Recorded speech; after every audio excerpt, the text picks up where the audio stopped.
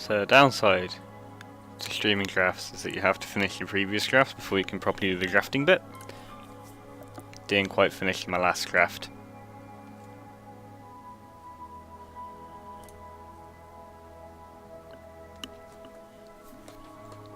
So I'm going to see if I can finish this one quickly before we see whatever nonsense the arena bots will let us have today.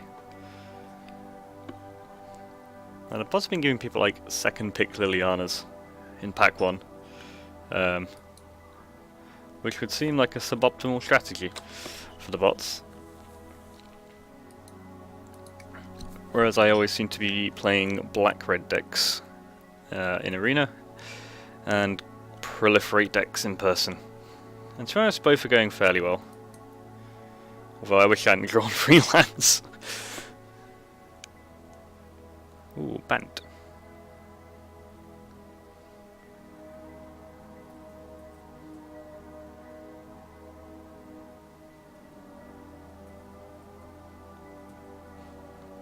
And a Shangyan Yu. Well, we get to have a little mini combo. Hi, Sparkly. The mini combo of having a Vraska Death Toucher attacking a Planeswalker, because we're going to play Angrath next, and this is going to get Menace. So unless this is being like killed outright, this is going to be fine. I'm sure you will give me lots of terrible advice. But firstly, is the music fine? Mowu's a nice one, isn't it? With Shangyan Yu. I guess they were designed to combo together. But hey, this is what Death Touchers are for.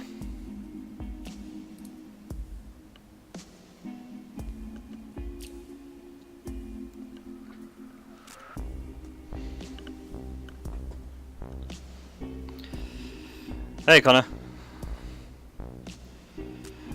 Okay, Connor, you're going to have to tell me whether the sound's fine, because it's really loud in my ears, but I'm pretty sure I've turned it down on like Streamlabs. How was the GP? From all accounts from people on Twitter, it was a pretty good one. I know I messaged you like partway through and it sounded like you're having a good time. I assume this is the end of... Is this the end of Vraska or Angrath? Oh. I'll definitely take that.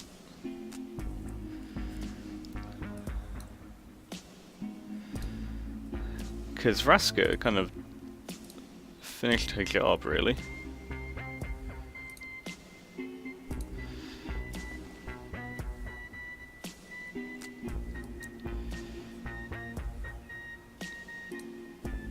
Let's apply some pressure.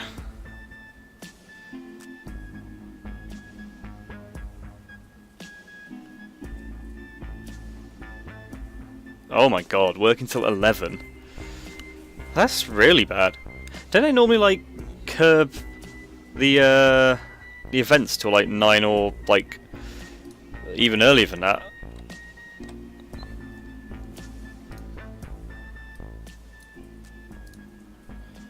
It's actually too loud in my ears. This music. I'll let Davriel die. Should just be beating down anyway.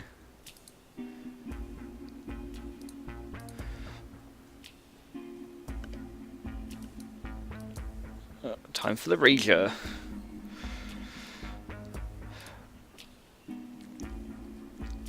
I am kind of tempted to block with the Rager here, because you can pump it up to 3-5. One short being able to pump it enough to trade with Mowu. If phone attacks with Mowu, we get swing back. The game's done this weekend. Probably not. My dad's getting married. So unless whatever's happening is on the 11th, I think probably not going to be there. Well, there goes the army. And the opponent is attacking us. I will take 9.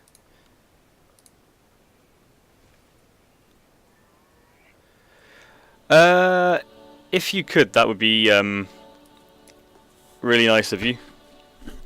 But But yeah, I think if it was any other weekend, we'd definitely be there. But it doesn't quite work out with the wedding.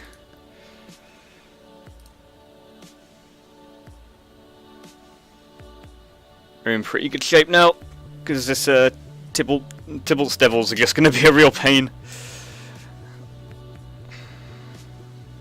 Oh no, what kill did I miss? Did I didn't forget to play a land or something?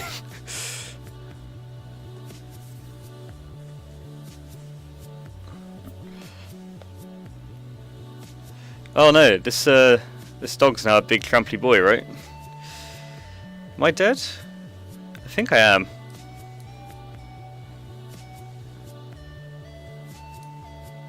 Oh yeah, I didn't need to pay for Tybalt. Whoops. I think the problem is, like, because I'm wanting to get to a fresh draft for the stream, I'm not really paying attention to this one. I didn't really see anything apart from a Mowu and a Xiangyangyu.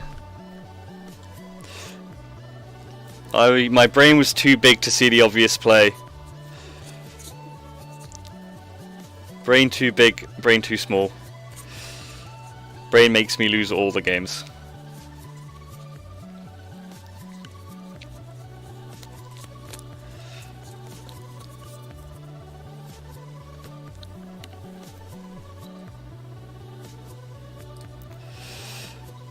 What deck are you trying to build?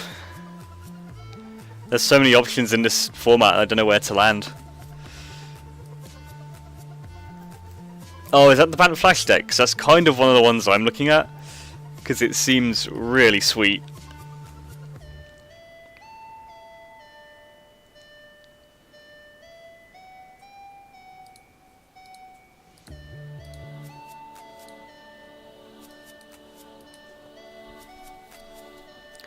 Ah, it's a brew. I'm very curious to find out what's in it.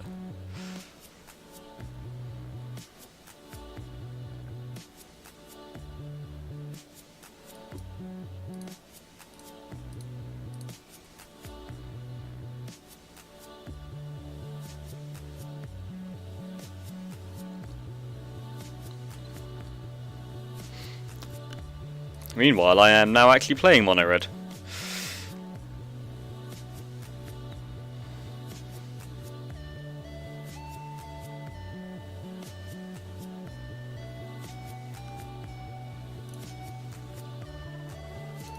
Just opening this now. Right. Let's make some attacks first. I'm definitely attacking all these goblins. Just in case there's like some sort of sacrifice shenanigans.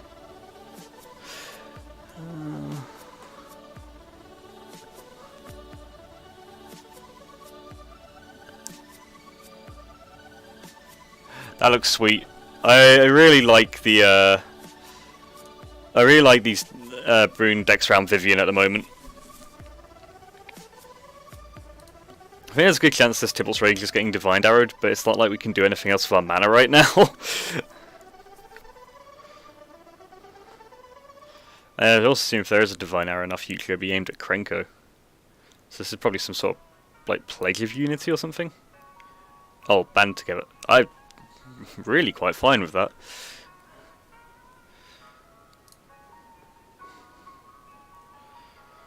Yeah, that deck looks sweet. I really I like Vivian. I really like Wolf Friend dude Tolsimir. Like, that card looks very good.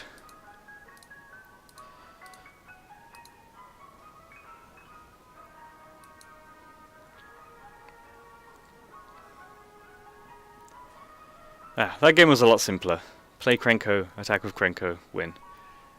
It's actually the first time, despite having drafted Krenko twice, that I've actually been able to attack with Krenko. People kill him on sight.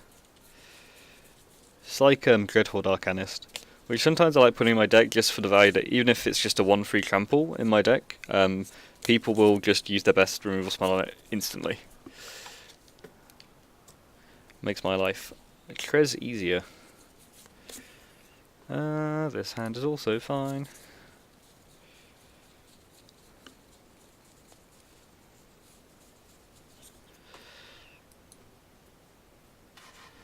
Oh, stealth mission Krenko. Nice.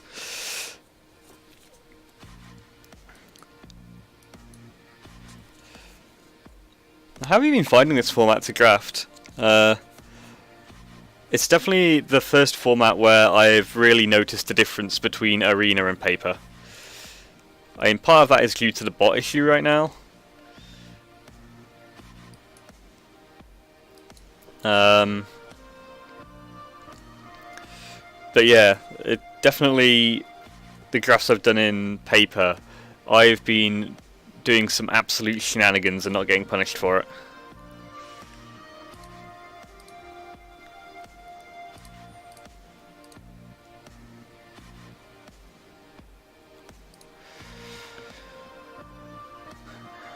Jump block with a Charmistry. What monster throws a cat under the bus? Yeah, like, I've done 2 drafts so far, and I did one on this Sunday, where I just played green-white proliferate, and my board state was just getting out of hand so quickly, so often.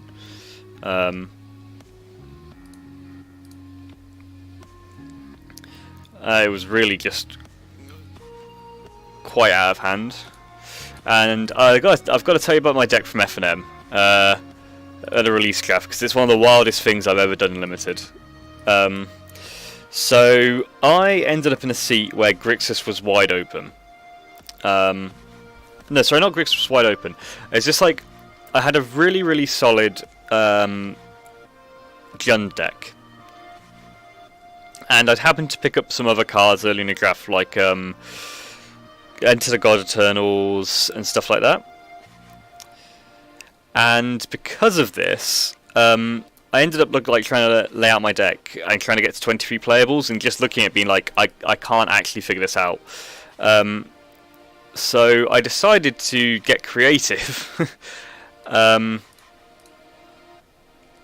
And because this format seems to all be about just having the most resources and whatnot, I actually played a 55 card deck and put everything playable in Grixis and Green into my deck. And it actually played out really well. My theory for this was that, like, normally you only play 40 cards because you want to draw to your best cards as quickly as possible. But all my cards were so good, I was like, I'll just play 55 and see how it goes. And with the idea that just all my resources are so good, why not? And the end result was just, I would have 3-0'd fairly easily, except in one round I ran into a Kekra. And we all know how that ends. But yeah, I beat like a lot of other sensible decks. It's actually a bit of a weird thing. I actually find myself, I don't know if you've been thinking about this, in a lot of games sideboarding up to like 43 or 44 cards, particularly in any like Blue X mirror. So I've kind of been toying around with this idea of playing more cards than you're quote-to-quote supposed to, particularly if you're in blue. Because with blue you can definitely dig to the good cards. With like Tamiyo's Epiphany and whatnot. So it's been fun experimenting.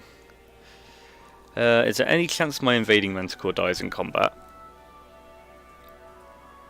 Only if it gets double blocked, in which case I win. But I think I can possibly set up the win here if I dome out here. And then Manticore has to be blocked. Arncrop Invader has to be blocked. I think actually the Ogre just makes it lethal, yeah. These red-black decks actually play out pretty nicely as well. Like, I wouldn't do the extra cards thing in, like, this deck. But I certainly would in any blue deck. I've also been lucky enough to go undefeated in a few drafts purely off the fact of being fortunate enough to open Bolas' Citadel. That card is ridiculous.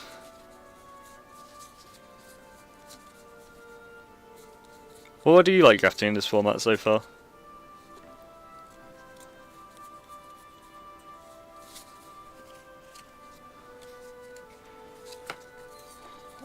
go first.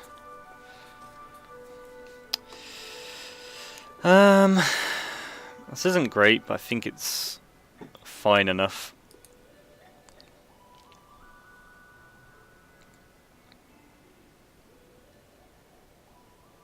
Hey look, it's Parhelion too. You can see it. Oh, it's doing a solar flare. Oh, interplanar beacon. Let's try and take advantage of our opponent's clunky mana. Yeah, I am a big fan of the Grixis deck so far, although I will admit straight up that playing them in like against similar decks is really making my brain hurt, to be honest. Let's get our Burning Prophet trigger. Oh wow, Snap Concede to Vraska. Okay, well that told us absolutely no. I actually kind of tempted to board in one Davriel's Shadow Fugue over an Arn Crop Invader here. Just if our opponent's going to be taking all the time in the world to set up. Let's try and get him.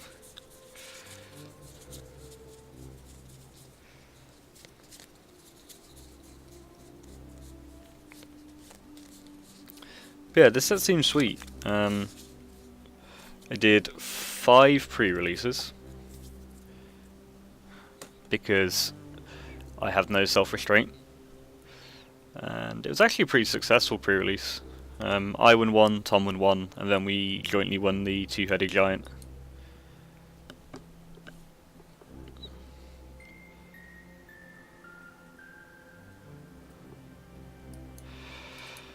Gone from Interplanar Beacon into Gateway Plaza into Black-White Martyr for the Cause, so I'll be honest folks, I got no idea what's happening.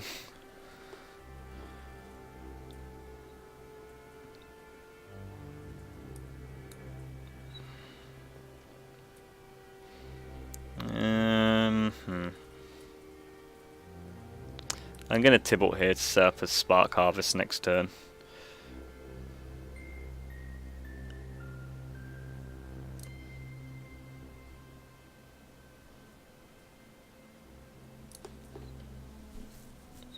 That is an, in fact, fun fact that I did not know. Parhelia.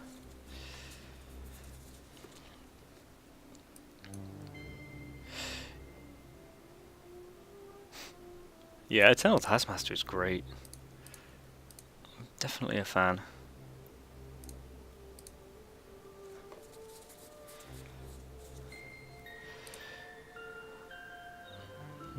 It is one of those that I very similarly never get to really use because people seem to kill it very quickly. I reckon the foil Parhelion will go up in time. I've got one as well. That's my hope, at least. It feels like it's a very Commander-esque card.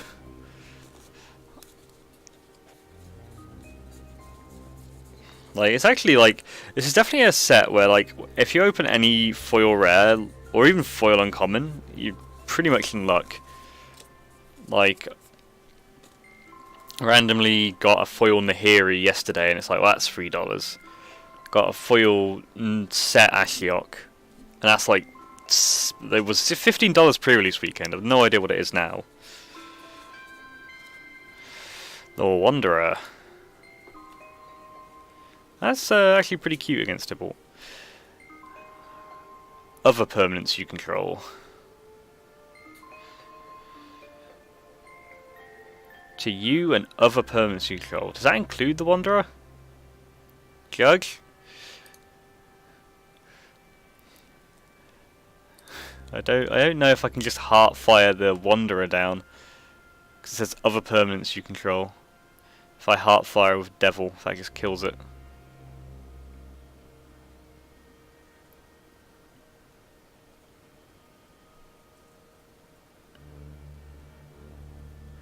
In theory it should, because it just says other permanents. Great.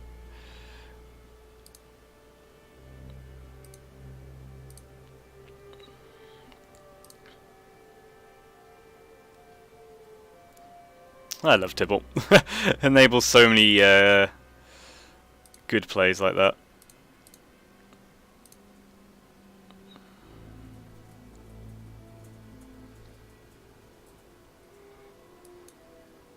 And now we can play our turret ogre in peace. With no shenanigans.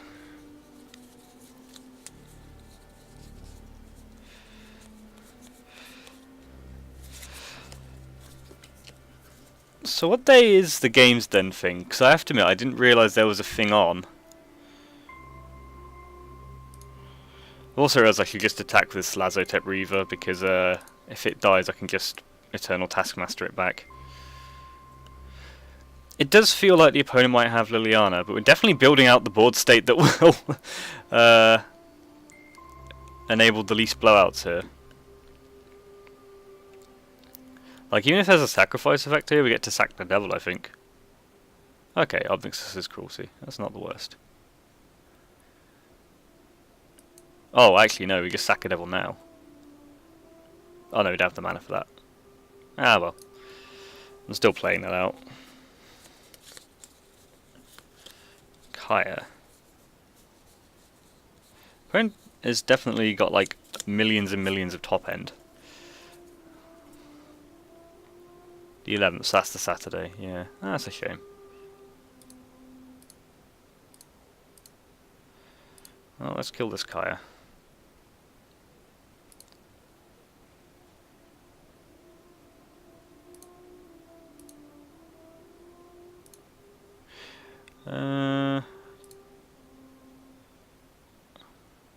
This is going to make the Kaya up to 2, but Kaya needs a lot more to get there.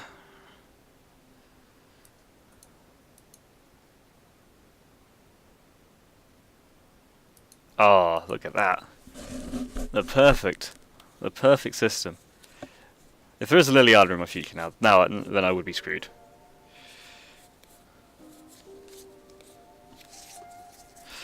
Ah well, you can't make it to all the events, I guess. Ooh, Samut. Oh no, that's not Samut, that's Domri.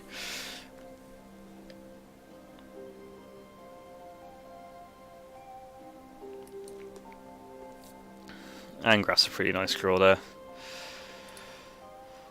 So let's kill Domri. Let's amass 2. Let's... Spark Harvest is sacrifice creature, isn't it? So, don't need to do that yet, I don't think.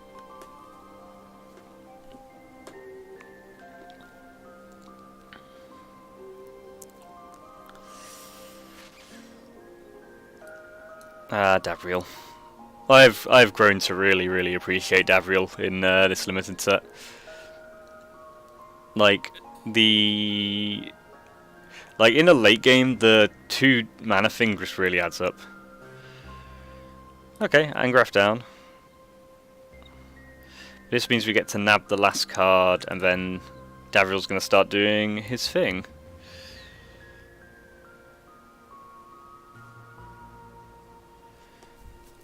I guess I maybe should have Angrafted first to avoid a situation like that.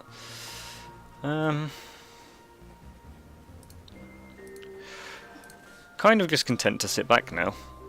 Davriel's doing his thing. The Manticore will pump up this thing. Ral. Opponent's definitely playing a lot of Planeswalkers, but not much else. Scry to the bottom.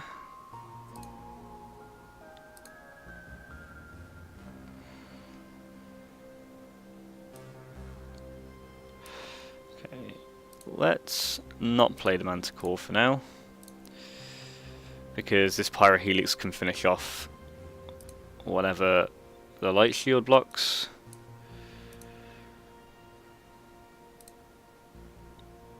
And we can keep up mana for other things.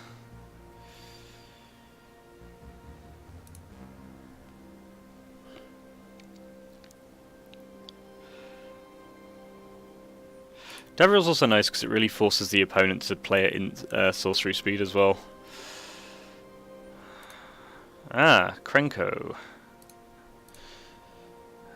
I know him well.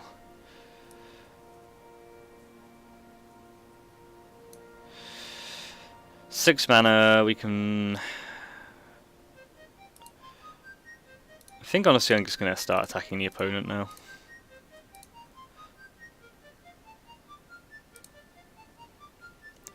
And I think I'm going to Vraska. Any invert's not the best value in the world. Sack the Death Toucher to kill Krenko. Because then this means if they don't find a creature, then one of these two will finish the job, combined with Davriel. Uh-oh. It's a minus on morale.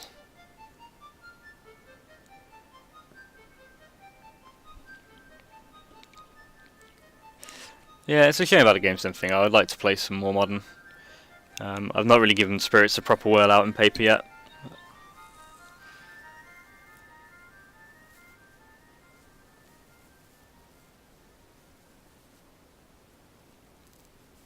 And this doesn't. There's not really any. Okay, that'll do it. There's not really any standard events coming up soon. Ooh, what's? Oh yeah, you said you were building Enduring Ideal, didn't you? That's a sweet one, and you're definitely gonna get some people with that, and it's gonna be sweet.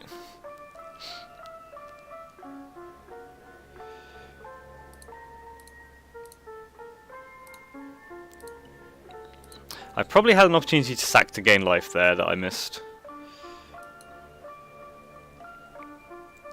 But I think putting 3 bodies on the field now should do the trick.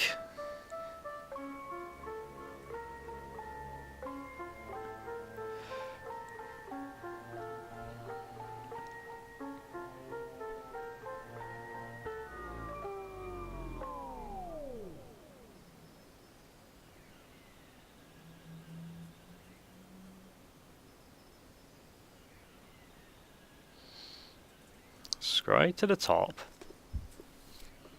Oh, okay. The opponent seems to keep hanging on with things I'm really not expecting.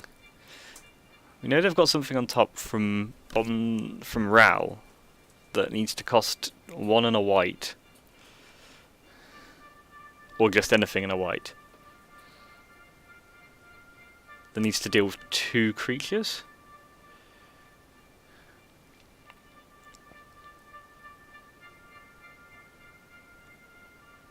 Definitely feeling less secure about this game now. Raging Crunch. But that's not enough on its own, is it? I admire the attempt of Ugin there. Let's play Nahiri for value.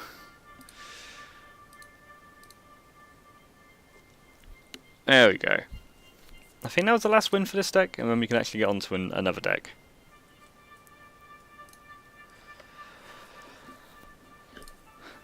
Double cast. And let's see what the packs have got.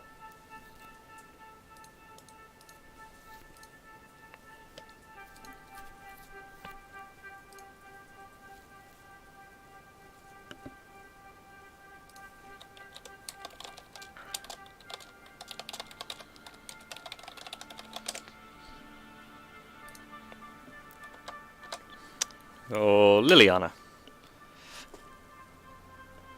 Legacy Friend Tomic. Okay. Alright, I actually need to claim my prizes for that. Definitely having more success with Vorda Spark drafting than guilds or allegiance. Role reversal. I think it's just because this kind of grindy resource attrition-y type thing works out well for me.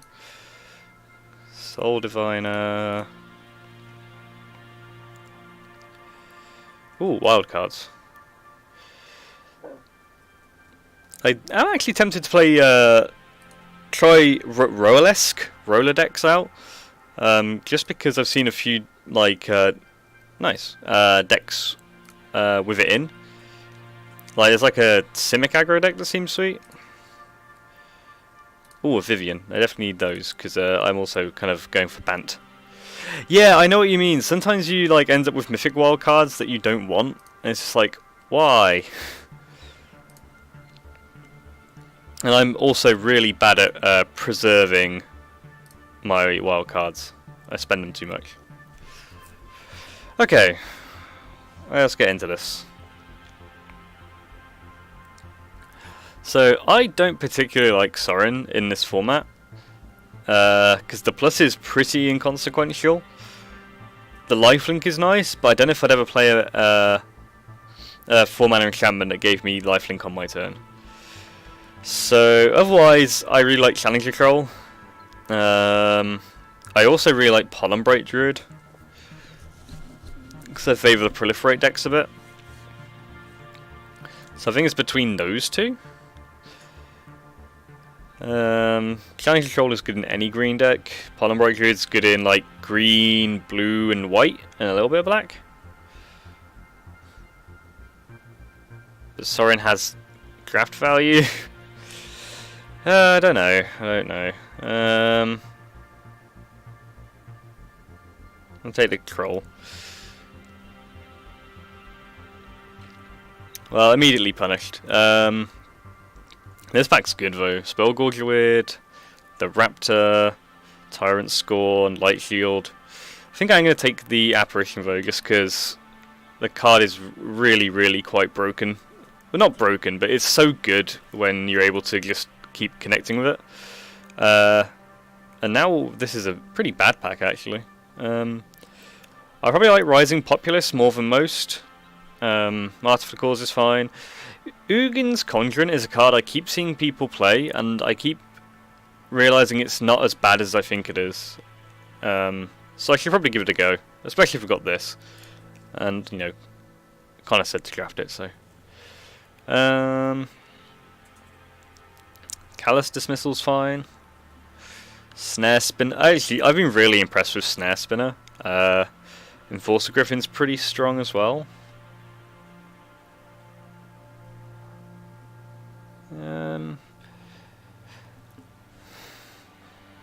I think I can get another Snare Spinner, but Enforcer Griffin's pretty good. Dismissal's pretty good, and there's still a Transmutation in the pack. I'll try a Dismissal. Stay open. Okay, I think this is a fairly clear Wanderer's Strike. It's another late Spellgorger weird, but Wanderer's Strike has just been so strong. Okay, War Screech is pretty nice as well, so it feels like white is definitely there. It's just what we pair it with. Feels like we're getting like good white and green, and some decent blue and black. I really like New Horizons. I also think these are fine if we just want to stick in white. Sky Theatre Strix as a card ended up being better than I thought it would be.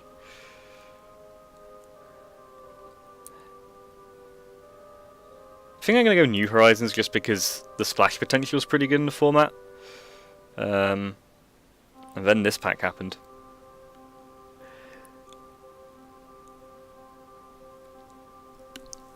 I don't really like too much of this stuff. Kind of torn between Transmutation and Dovin's Veto. I'm going to take the Veto purely because I think I've seen 3 to 4 other Transmutations go by, and I think we'll wheel one. See, there's No Escape or Ceratok. Probably No Escape. Then I like Strix, but Light Shield is pretty good. There's the Transmutation. I know it's bots, but we'll signal with Steady Aim. Oh, that's a 14th pick New Horizons. And Lazotep Plating's not too bad. Well, I mean, it feels like the bots want us to go blue. I would happily have picked Pegasus, Sphinx out of this. But yeah, Jace. Taking the Jace. I think I'm taking Saheeli here as well. I'm kind of leaning more into the blue-white now. And if we're playing blue-white, just blue-white good things, and I think Saheeli's going to be pretty decent. Griffin's pretty good as well, but I feel like Griffin's a more replaceable effect. And Saheeli I think in the right deck, Saheeli's pretty damn good. Kind of like a higher ceiling. I'll try it with Saheeli. Okay, well now there's a Griffin. I'm not sure if I want the second No Escape just yet. And that is a very late... I say very late, that's a Flux Chanlevo. This card gets very out of hand, I think. But now I feel like we're doing it.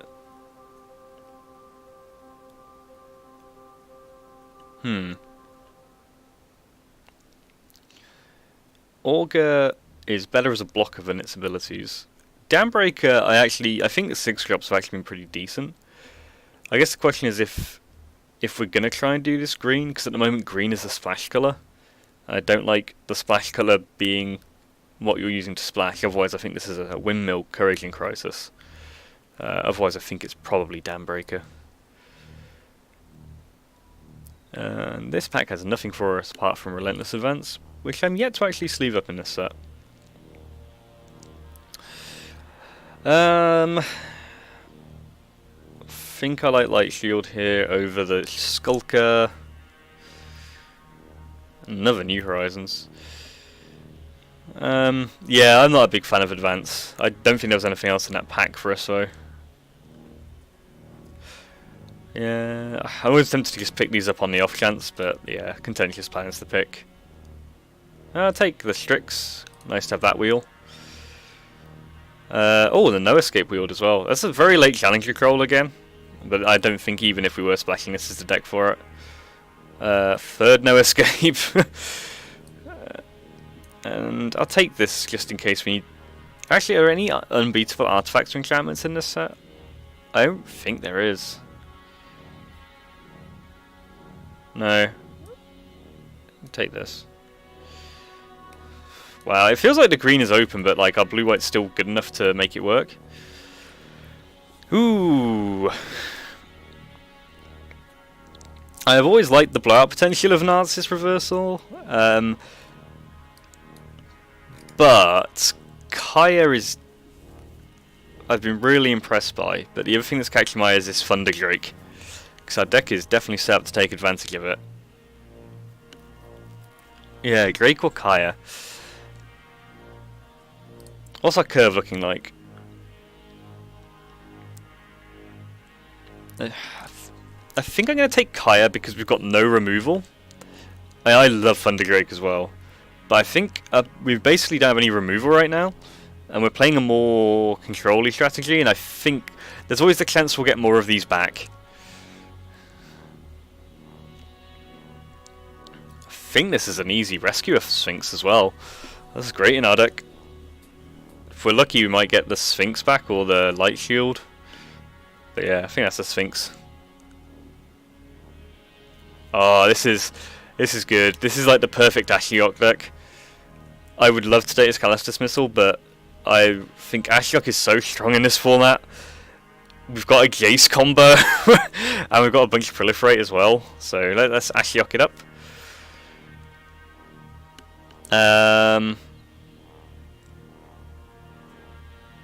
Oh, turning a server into Thunder Drake is sweet.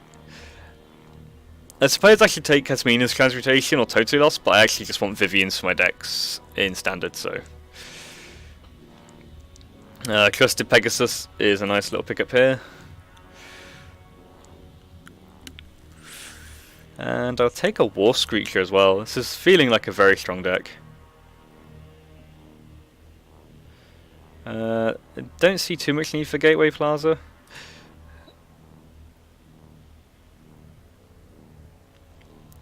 Can someone play 4 No Escapes? See, I went past the Totally Lost. I'm yet to play a Totally Lost. I've not been blown away by it. Okay, is there anything I don't particularly want to be playing in this deck right now? Probably not this.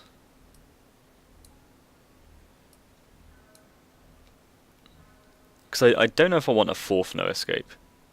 I also don't know if I particularly want Guild Globe. Hey, well. Bulwark Giant is not great. I mean, I'm just happy to just No Escape everything. Yeah, I'll take another Dawnbreak for the sideboard. Take a 4th Tea's Light Shield. Charm Stray. Okay, now those are totally lost. Might come in handy. Oh, and they both came around. Sloth. Yeah, so you know when I was saying that I like decks that maybe play more than 40 cards? This is exactly the kind of situation I'm thinking. Because we've got a lot of power here. 14 creatures, 16 non-creatures. So I think take out Lazotep Plating, the 2 total loss, if we cut down to 23.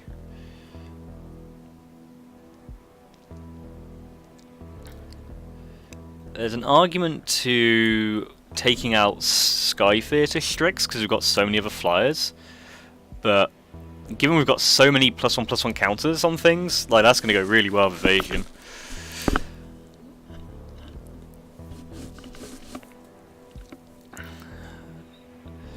So 13 non-creatures. I mean, Kaya is triple white, and we are trying to play triple blue Jace as well, but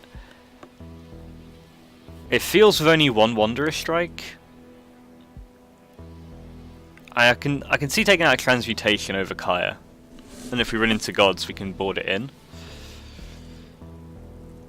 Flux Channeler's great.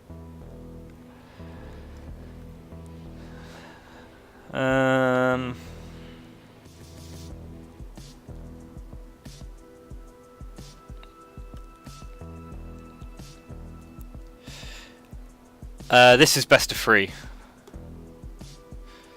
Yeah, I mean, Transmute is great against gods. I don't know how much. Then I am saying about how I don't have any removal when I'm boarding it out. Yeah, Vito can go for now.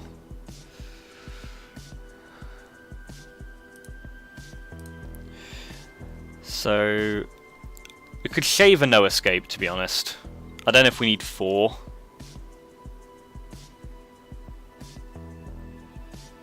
I'm thinking shave a no escape. Maybe shave Conjurant? But I definitely... Yeah, Strix is the other thing I was considering. Because this looks pretty nice. Question is, if we get Jace and Ashiok out, do we mill ourselves or our opponent? Definitely the opponent. Yeah. No, I see the case for cutting Kaya, it's just... I've got too much removal, and it feels like we've actually got a fair amount of like time buying and drawing and scrying. So let's rock this and see how it goes.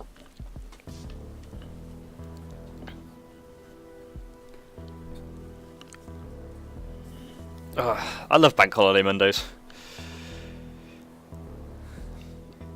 Yeah, I can definitely see in some matches we're cutting Kaya and putting in the Transmutation instead. This seems more than good. Probably ordering this in order of... I don't know what order actually. I guess it depends what the opponent puts out.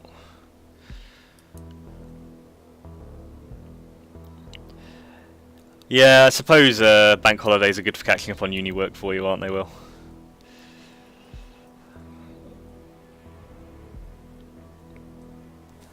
Ooh, Toll of the Invasion. I suspect it's going to be Ashiok that goes here. Slept till 2. Hey, look, if you can't sleep till 2 on a bank holiday, when can you sleep till? Like, the only reason we woke up a bit earlier than normal was because we have to get stuff for a wedding. Took the Pegasus. So, my thinking here... Oh, man, there's a lot of questions about ordering. Ashiok's unlikely to die, I think, with a mass 1 here. The one thing that would kill Ashiok is Relentless Advance. Flux Channeler has nothing to really proliferate on right now. Light Shield can block for a while, we're just making that a 1/4. But then we can bounce it with a Sphinx. So, yeah, I think I'm going to play that and then we can bounce it then that's what we can bounce with the Sphinx, because then it can put the counter on the Sphinx instead.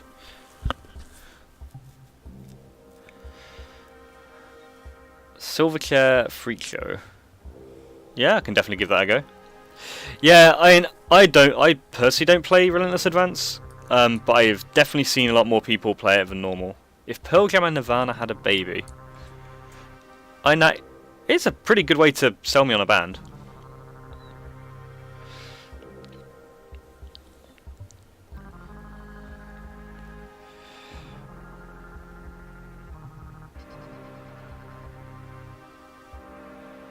I'm always nervous about anyone playing blue-black, because I'm expecting to get Liliana at any moment.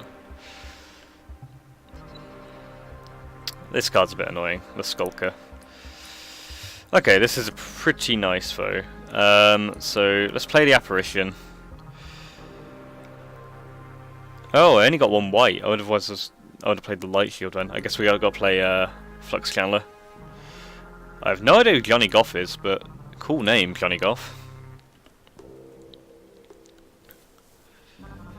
But yeah, I try and go for kill music for the background of the stream. Also stuff that isn't going to get like copyright violated or anything. Not that I'm particularly fussed about it, it just seems like more headaches than it's worth. Because I tend to upload this stuff to YouTube as well. I'm kind of happy taking my licks on 6 here because we've got Wanderous Strike and Light Shield.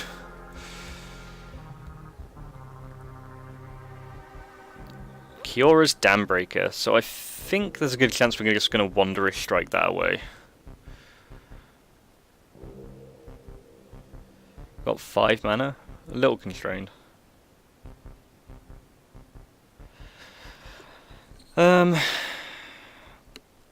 If we Wanderous Strike, we're going to get in for 6. Down to 10. Our opponent's going to be able to hit us back for maybe 8. But it feels like we're winning this race. Especially if we start Teo's Light Shielding onto things. I guess we could play Teo's Light Shield, put it on the Apparition, and just throw it under the bus next turn. And then have Wanderous Strike to proliferate onto more stuff. Yeah, that seems like it wins more of the time.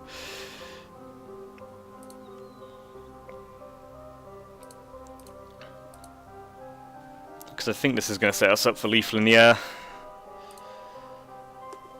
Oh, not quite Lethal in the Air, but I guess if we've got Wanderous Strike it'll help.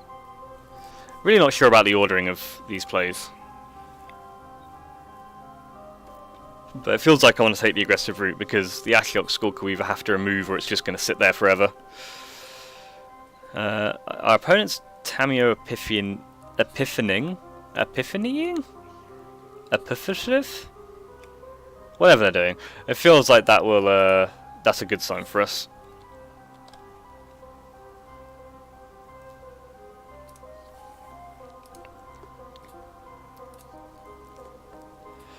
Yeah, that's the thing. I mean, I was worried there'd be removal spells. Like, this feels like the odds of running into an Omnix versus Cruelty were quite high there. But after this, I feel pretty fine. Unless they play a land. I can't remember if they've played a land already. If they don't play a land, I don't know what they can use to kill anything here. Although, Tamiyo's Epiphanying Scry 4 to the top is pretty scary. Oh, Price of Betrayal. I guess that's a desperation play. It's actually quite irritating, because now we don't have Lethal in the Air. Oh, but this attack means we win, I think. Because now we Wanderous Strike, this gets 2 counters, 5, 8, 11. Yeah. I think the opponent's attack puts them dead here. Unless we get Spell Pierced.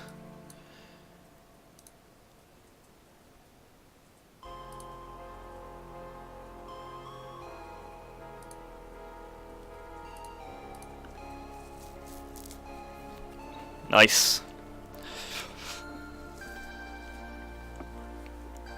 Okay, so blue, black.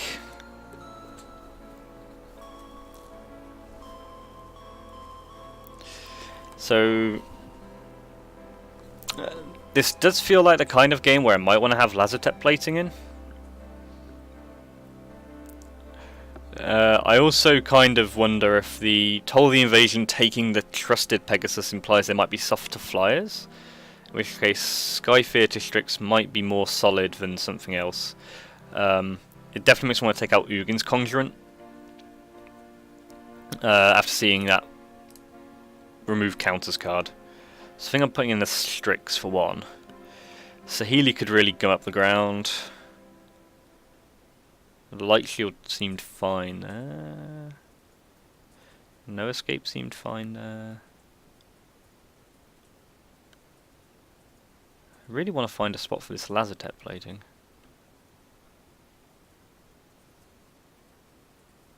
Possible Kaya's too slow for this matchup, but it also feels like this matchup can go on a while. It's also going to be one of our few ways of dealing with Skulker. Yeah, let's run this back and see if we can find a spot for Lazotep plating afterwards.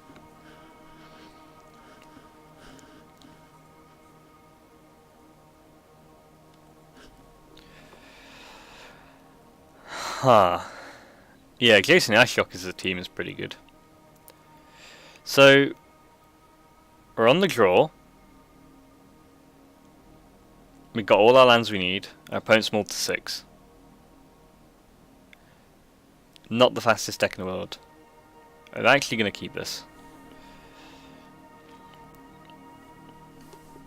Maybe a bit risky, but feels okay. There you go, Callous Dismissal, we're fine. Ah, Matley's turned up. You can always tell because there's a random insult to somebody for no reason.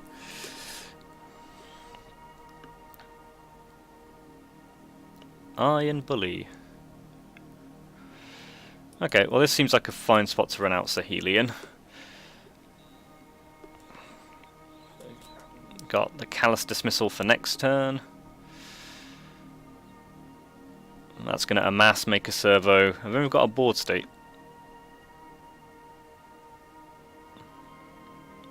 Could also end up bouncing something else. Ah, their own Jace. That just changed the dynamic somewhat. Well, there goes our Ashiok. Is this permanent? No. Okay, well, we need to start putting pressure on the Jace, so we're sticking with our plan then. I think what we do next turn is we play the Enforcer Griffin, use Saheeli's ability to make one of these a copy of the Griffin. Did I win by self-mill? No, this is literally the first match, and we didn't see Jason the first one.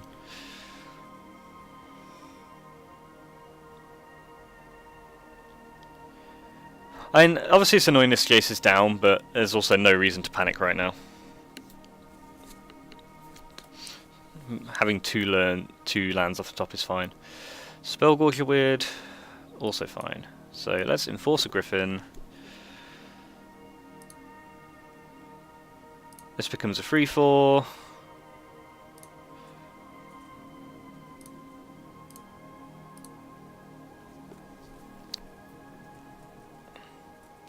Next turn we've got Kaya, or we can double Teo's Light Shield.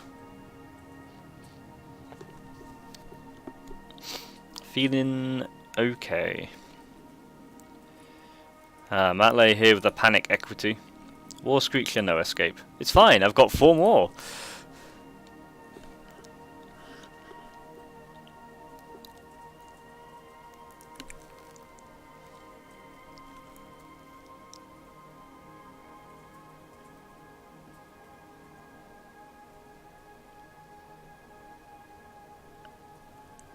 Like, if they play an Ashiok now, I just want like the Spider-Man picture of the 2 Spider-Men pointing at each other.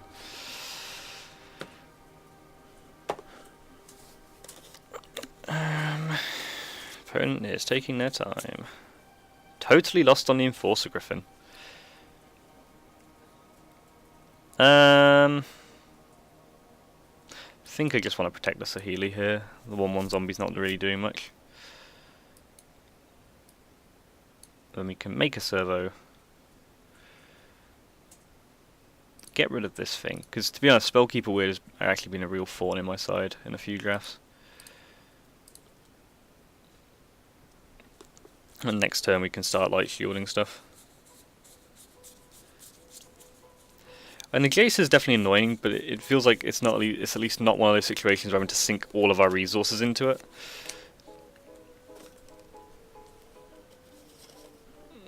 It's also, this Jace is also getting a lot of lands off the top. Also, might just use the Kaya to get rid of this now, to be honest, because that could actually be really annoying. So there's the bully.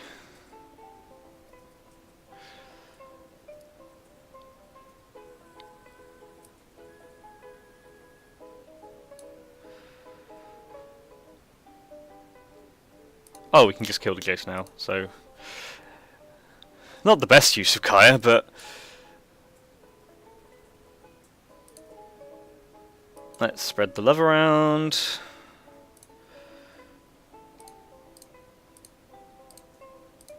God, this deck is a thing of beauty so far.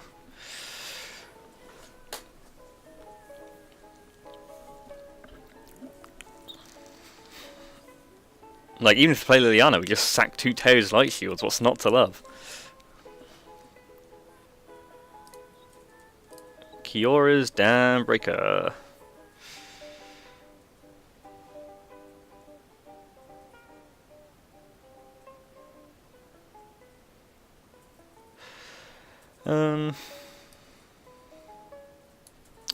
Wow. Rude.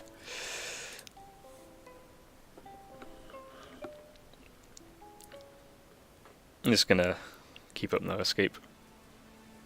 It feels like we'll be eventually able to deal with this, but let's deal with any future problems. For future me.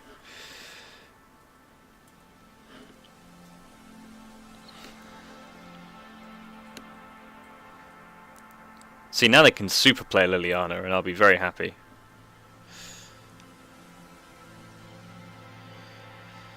And it might be. They're tapping their mana very carefully here. In a way it's like, why are you holding up Crush Descent? Okay, I can't do anything about that, but...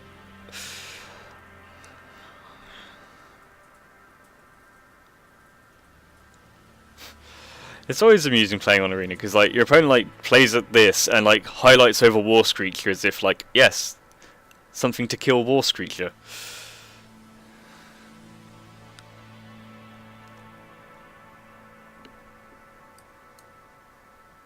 For 7 mana, so can't quite play this yet.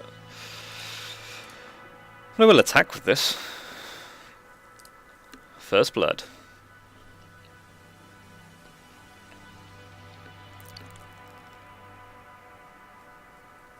See, this would be a pretty good situation to draw Jace or like Ashiok in, I think.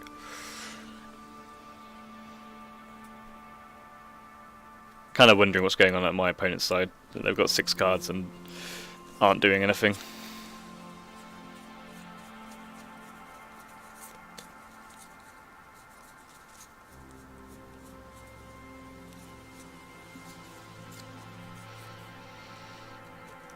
How's your bank holiday been, Matley? You seem in such a kipper mood, I can only assume that it went really well.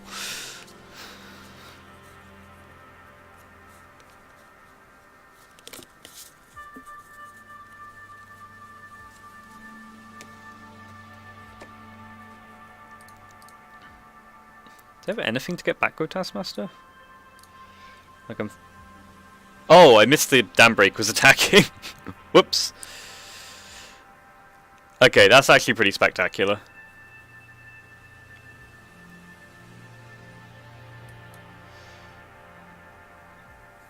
Now that's a good feeling.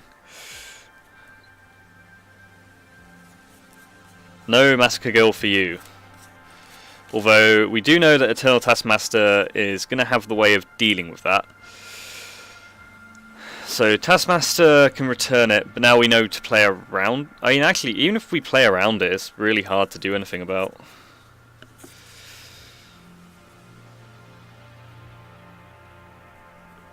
Does Massacre Girl each other creature? Oh, no Escape Exiles! I forgot about that. No Escape Exiles, it's perfect.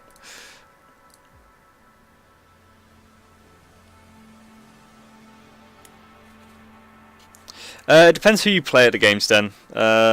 Some people can be pretty tilty. I mean, Matt Lay. Actually, of all people who turned up to pre-release, who I haven't seen in ages, I saw Ray at one of them. Although I don't think I saw him say a single word to anyone that wasn't, like, playing the game before hopping on his Switch. So, it was interesting to see him back. Because I assumed he just stopped all things playing Magic.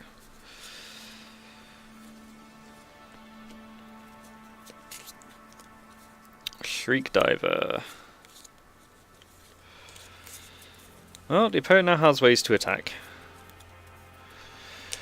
I feel like we're in a not a horrendous spot now, because if the opponent just gives Shriek Diver haste twice.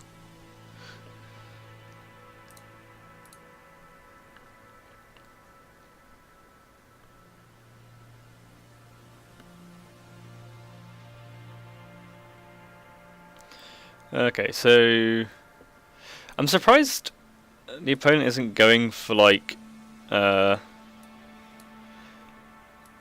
Kaya, because I could be doing proliferation, I guess, pretty quickly. It is going to suck to lose the Saheeli though, but she's done her job.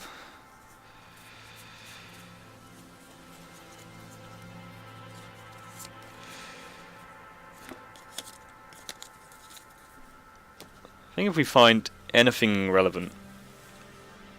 Okay, well that was fairly perfect. Let's get rid of this.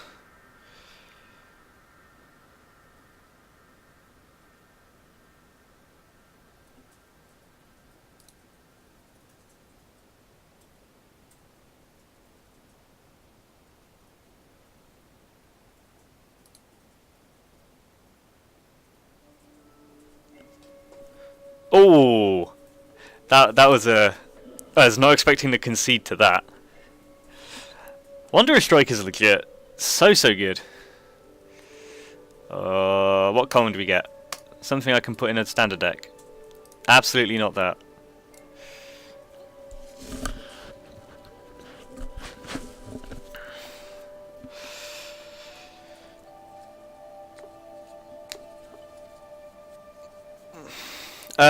So what Arena does, Matt Lay, is basically any counters you have, it highlights and just says submit for the ones you've got.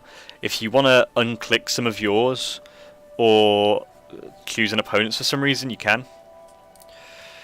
2 Tails Light Shield and Ashiok to hide behind them is a-okay with me. But yeah, otherwise it assumes, which to be honest I kind of appreciate because I'd just forget to hit stuff. Vraska's finisher for no value.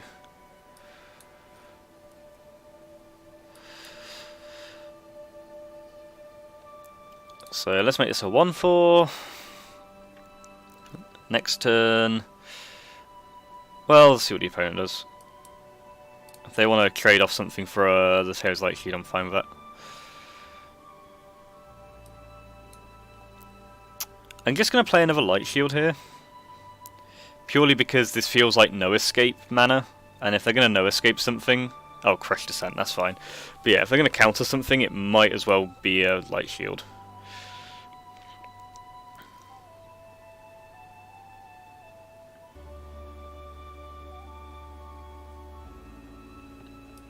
And then I guess play Flux Channel next to set up something with Ashiok or Kaya, and we're a ways off Kaya.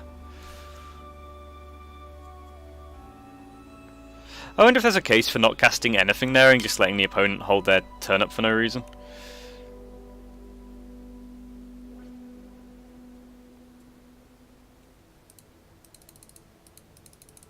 Let's make the statue fall over.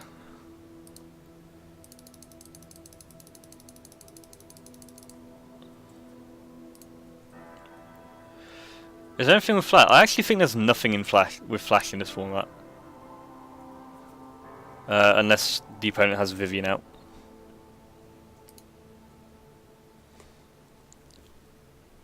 Ashiok Skulker. This guy's just been really good.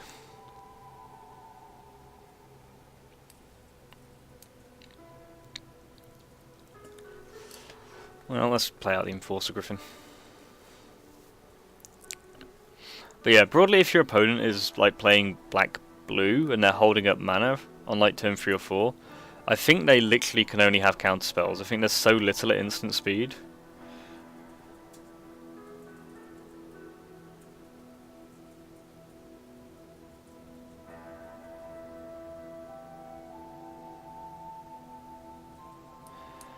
Still just going to take these blocks.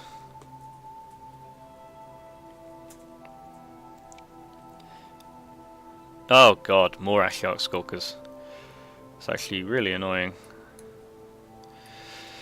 Okay, well, let's make the opponent work for it, because if they want to focus on killing the Ashiok and we can proliferate onto it a bit, that's fine with me. So what do we get rid of? Obnixilis and 2 Contentious Plans. So what are the... I'm actually fine being defensive right now because we've got pretty good blocks. I'm kind of hoping this Ashiok is going to make them panic. And yeah, they either start sinking all their resources into having to make Ashiok Skulkers unblockable, or they just have to start like swinging out wildly of everything. Because we are going to do some proliferating.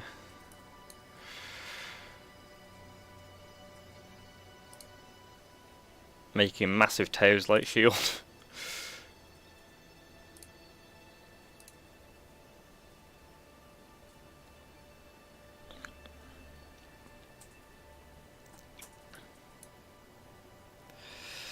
And this Ashiok's going to die, no matter what. It's a case of whether we give it to the opponent for free, or make them attack for it. Because otherwise we can just start attacking. Which I think I'm honestly going to do, because if we just stick here waiting to fight Ashiok Skulkers all day, we're not going to be in a great situation. I guess the opponent can like double, triple block here. But if they do, then I guess we get to kill 2 things or a Skulker. That's maybe not the best attack in the world.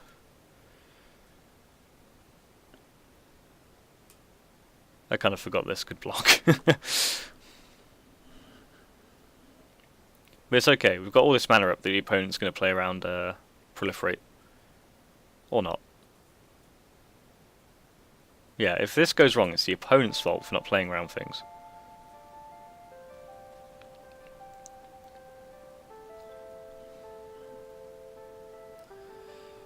Yeah, Ashiok Skulker's been so annoying to play against.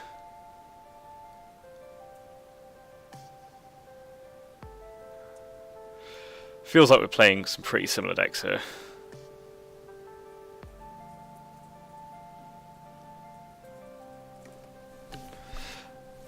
And downside to playing like wanting to hide things behind Ashiok and Jace is just this card is really annoying at dealing with that. So this went at us. They just definitively want to kill our Ashiok. That's fine. Well, we're getting close to playing Kaya, at least. Are we winning this race? 7 versus 9? Yes, if we get to play Kaya. Ooh, are we going to get a freebie on Flux Channeler? No. I feel like being aggressive is the best plan here, because if we just sit and wait, these are just going to become unblockable. And just kill us. Ooh, Tithe Bearer actually might swing things in our favour a little bit. We're kind of looking for the opponent to attack with everything apart from the Tithe Bearer, and then we get a Wondrous Strike. 3, 6, 9, 13. I'm fine with this. We're just going to draw a Wondrous Strike and win. Or a land and get rid of this. But yeah, we're going to draw a Wondrous Strike and win. Although we might get Callous Dismissaled, which would suck. Oh, Aid the Fallen. That's fine. But yeah, Wondrous Strike and we win. Damn. Now what?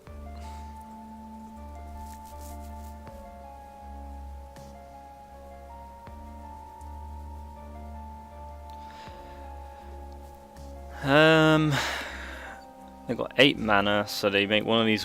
They can make both of these unblockable. So we are just kind of dead. 4, 7, 9. I mean, we see if they do it. Like, it's very risky on their part to go all in like that, I think. But there's probably a good chance that's what's going to happen.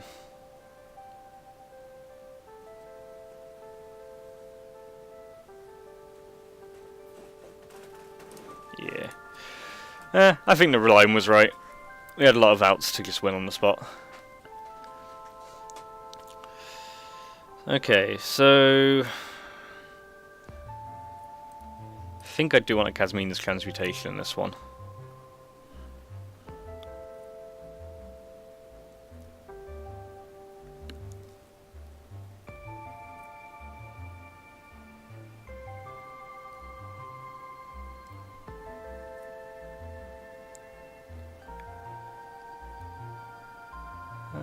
Maybe don't want a Dambreaker.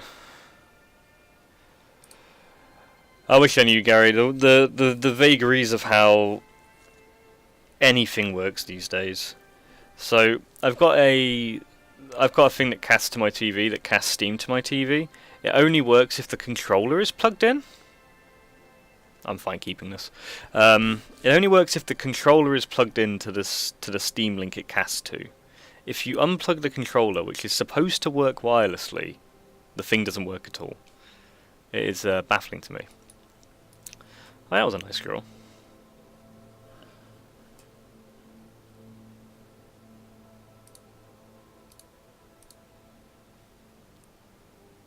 I don't see any need to holding up No Escape just yet, so let's play a Flux Channeler. Spark Repress, okay. Okay, there's our Kaya mana. Ooh. Now all we need is something to proliferate onto, and this deck works how it's supposed to.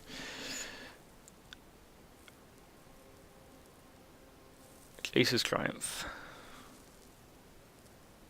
See if the opponent attacks or not. I do not. Well, let's just keep sitting here, just holding mana up. The opponent probably thinks they're just making us waste our time, but little do they know, we have no other plays.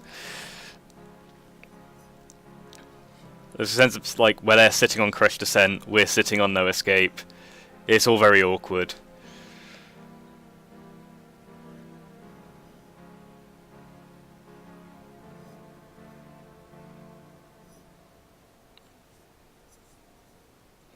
Like, we can sit and wait. We've got a 17 turn clock. That's how Magic works, right? Okay, Callous Dismissal's not the worst, to be honest.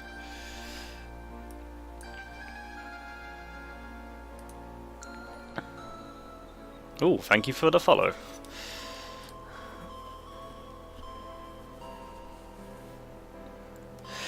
Yeah, so I never really know what music to put on.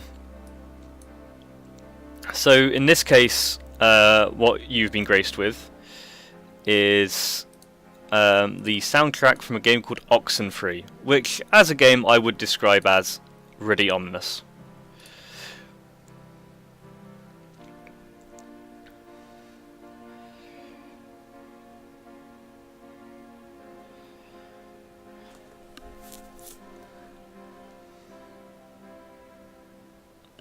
This is a weird match so far. Ooh, Ob Nixilis. I wonder what is going to get killed here. The opponent's thing or our thing? Kind of okay with that. Like, we can't really pressure the Ob. Are you gonna... Oh, Matley. I guess they've got inbuilt stuff for that. Let's see. So we can Teo's Light Shield, which I like putting on the Flux Channeler. Or do I? No, I like putting on the Light Shield for now. And then we can pass the turn. We'll see if our opponent wants to draw us more cards with Ob Nixilis. Not massively worried about it right now.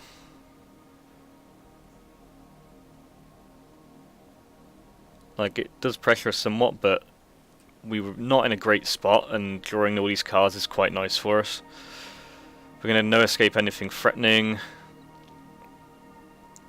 and we get to play multiple things out now.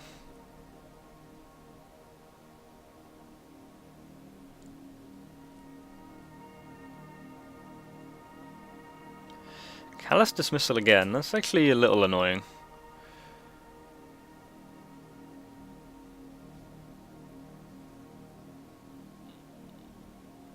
Because Ob's going to kill something.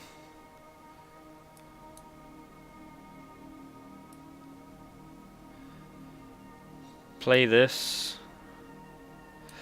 Play a Channeler, hold up no escape, I guess.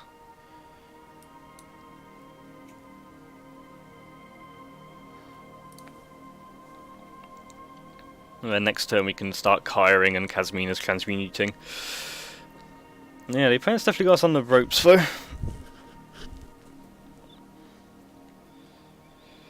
But yeah, you'd probably like Oxenfreezer game that way. It seems a little bit your jam.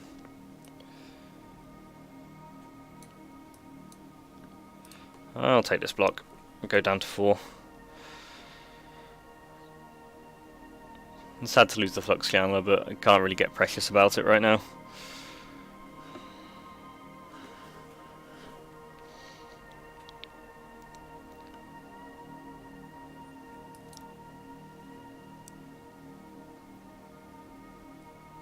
Another War Screecher is something I'm actually quite interested in right now.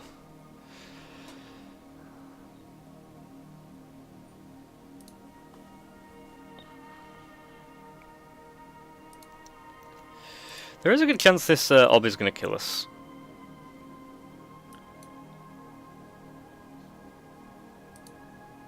But hopefully we're going to be alright.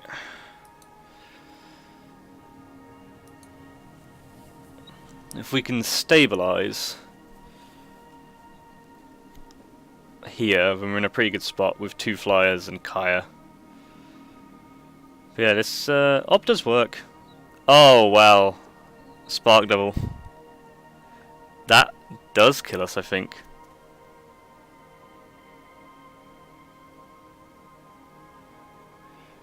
I certainly didn't expect that. I don't think we can draw out of it now. Because we're just gonna... Yeah. I mean, if you're gonna die, die in a sweet way, right?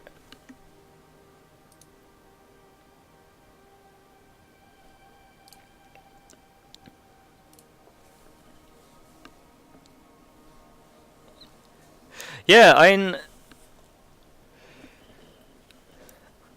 You know, obviously it sucks to lose games, but if you're going to lose games, lose them in ways you haven't lost them before. And I definitely haven't lost to Ob Nixilis into Spark Double Ob Nixilis. I'm going to mulligan that. I'm also going to mulligan that. Keep this. You might get your wish, Matley, although I need to check after this if we're going to have enough gems to craft another one.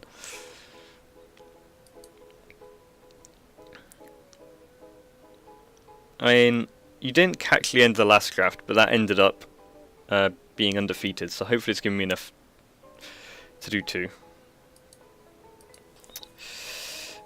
Apparition.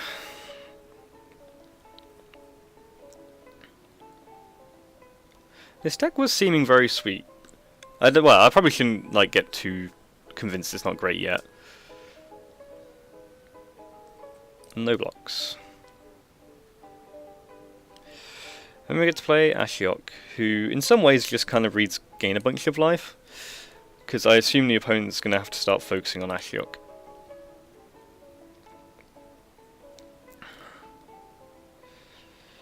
So what did we hit? Ptolemy Invasion, Spark Harvest, Ashiok.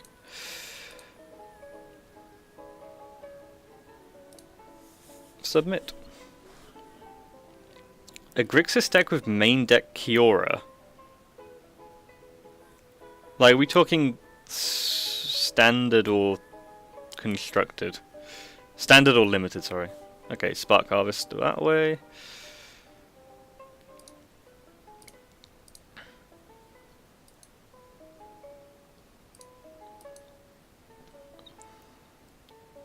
Yeah, I figured it was that one. I don't think there's one stand it. Yeah. How many, how many things trigger off that in? I kind of want to hold up no escape because one way we can lose this game is if we get too far behind on board. We can light shield and escape next turn as well. And yep, definitely would not have wanted to let that resolve. Ooh, Jace. Yeah, I have to assume it's for the fixing, but if you have to play Kiora to fix your constructed mana, I think your mana's just not good enough in the first place. Jace is high enough loyalty where I don't mind running it out without protection.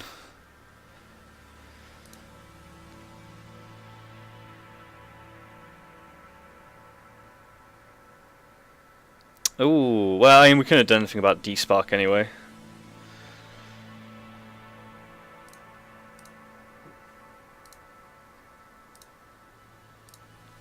Opponent's definitely got plenty of removal, is what I'm learning. Between Double Spark Harvest, the Toll, the D-Spark. It's a very greedy deck, though. Like, I haven't seen any New Horizons or Centaur Nurturers yet to justify it.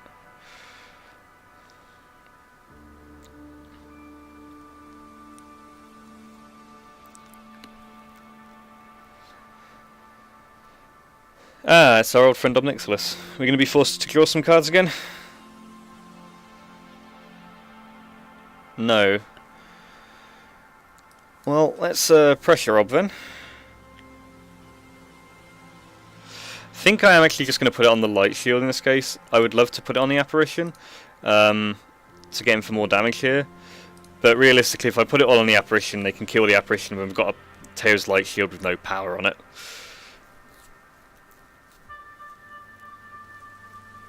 That's fine. And we've been getting really crushed by these obs so far.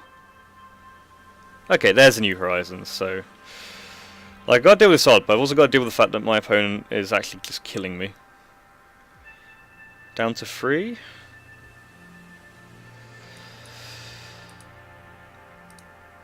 So let's get this out of range of that.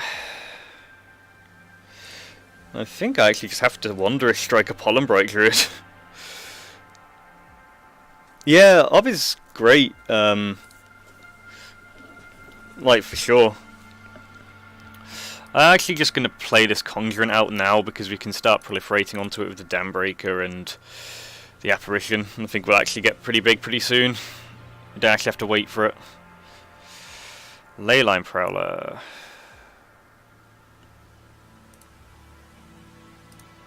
Well, let's kill Ob.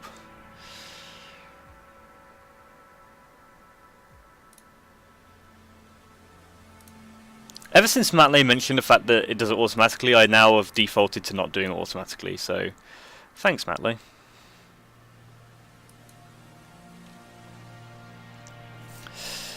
Okay, feeling a little bit more stable now. The fun fact here is... It's because you mentioned, oh, does Arena do all the things automatically? And then you mentioned it, and now I can't help but notice it. Oh, wow. Just aid the fallen on Ob.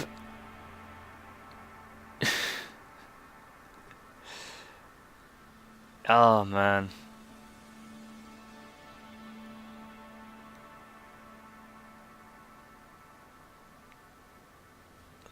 I think you missed the part where it was a joke, Matley. Kind of want the no escape here.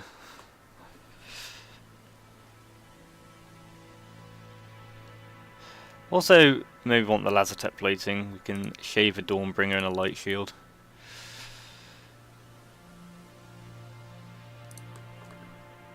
Oh, did I forget some? Oh, I forgot to put in this.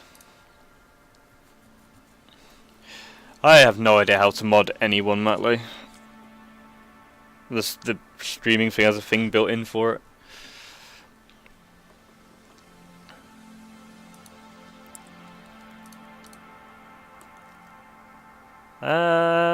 This is an intro. Okay, this is fine. Yeah, I guess the other thing is I think we mulled to 5 in that last game, so it's not the worst in the world to have not quite got there. Phone doesn't play anything here. That's quite nice for us. So let's start the Ashiok plan.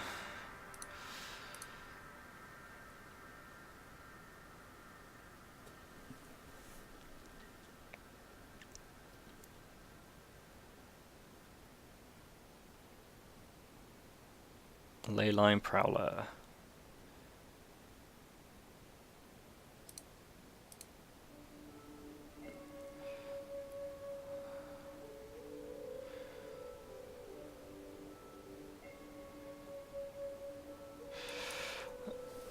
Play a Flux Channeler. I'm happy to let Leyline Prowler get in for 2 at Ashiok. Then we can Callous Dismissal the Prowler the next turn.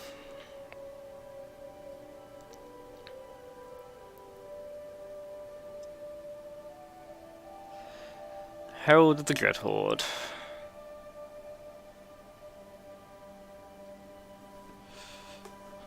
I assume there's going to be an attack at Ashiok.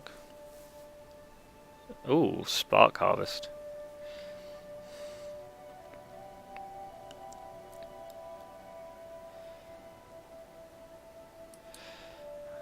I am actually pretty okay with that. I'm going to make Flux Channeler big. And attack. We can Callous Dismissal something later. But this way we get more value out of it. Oh boy. Well, now I don't know what we can do.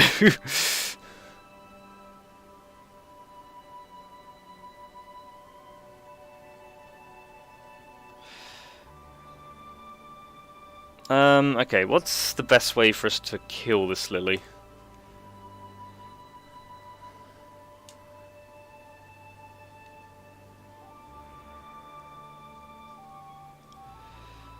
Bounce a zombie, block, Liliana stays on 7 and makes us sack a bunch of stuff.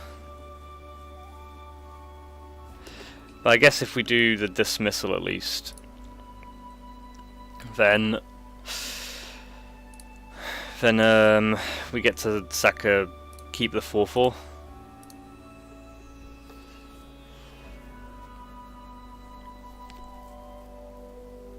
I feel like there's not much we could have done in these games. I think this is actually like, it's interesting that I've been having more success playing non-blue decks, because I feel like you play the blue decks, you kind of leave yourself in a situation where you might just get out-bombed. Whereas if you're playing the aggro decks, it makes it a lot harder for your opponent to put you in a situation where you are vulnerable to just getting, like, playing a slow, grindy deck, and then this happens.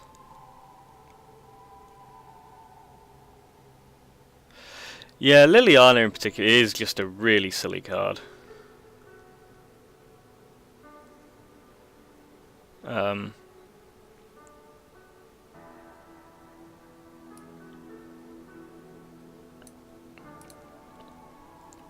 I mean, I can attack, but like likely the Leyline Prowler just gets in the way.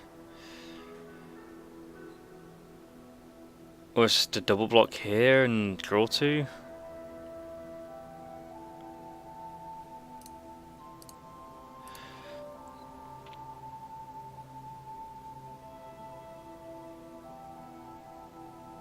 Yeah, I don't really know what to do in this situation, but I feel it's just because it's broadly untenable. But yeah, it kind of makes me want to go back to drafting decks which are just, like, say if I'd gone the green-white route in this draft, you just get to overpower a lot of this stuff that just needs a bunch of setup. Because if you try and play a grindy deck like we are, and your opponent just has better top end, you just don't win quickly enough. Like this, like I don't think there's any way we can stop this Lily from ultimating next turn.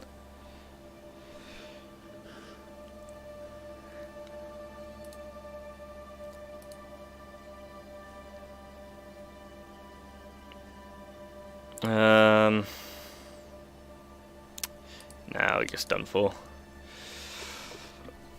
Yeah, well, not much you can do. The ult basically, you sacrifice one of You sacrifice each type of permanent down until you've got one of everything, so we'll be down to one creature or one land.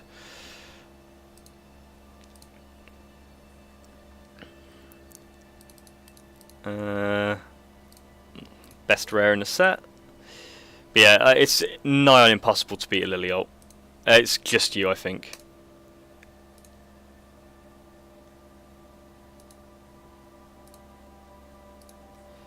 Hopefully this doesn't bring up my credit card number.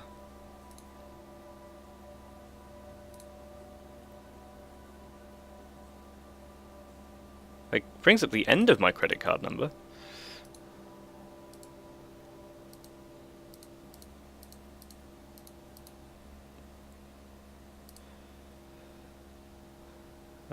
Well, I've clicked the thing, and now nothing is working. If anyone's going to commit fraud on me, Matt Lay, it might as well be you. Oh, okay, there we go. Let's do another one quickly.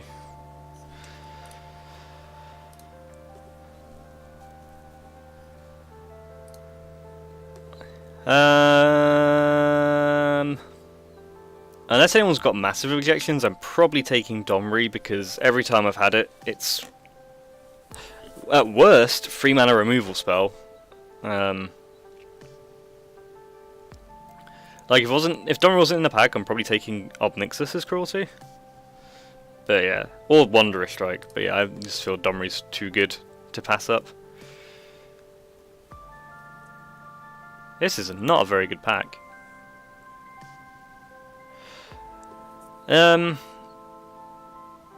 So I think this I've not really seen anyone play, and I have no idea how good it is. Courage in Crisis is probably my favourite card in this pack. Huatli's been underwhelming. But I think I actually do like Courage in Crisis. It's either that or Chandra's Pyrohelix, but this has got so much more potential. Band Together as well. I'd love to take this Pollen Bright Druid, but Band Together is just green removal, so I'm happy with that. I mean, just keep taking green removal. Kind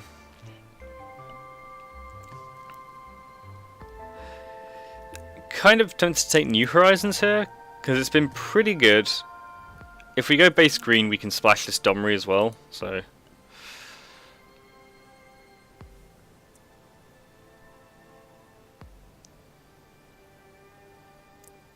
Oh, I have ads apparently.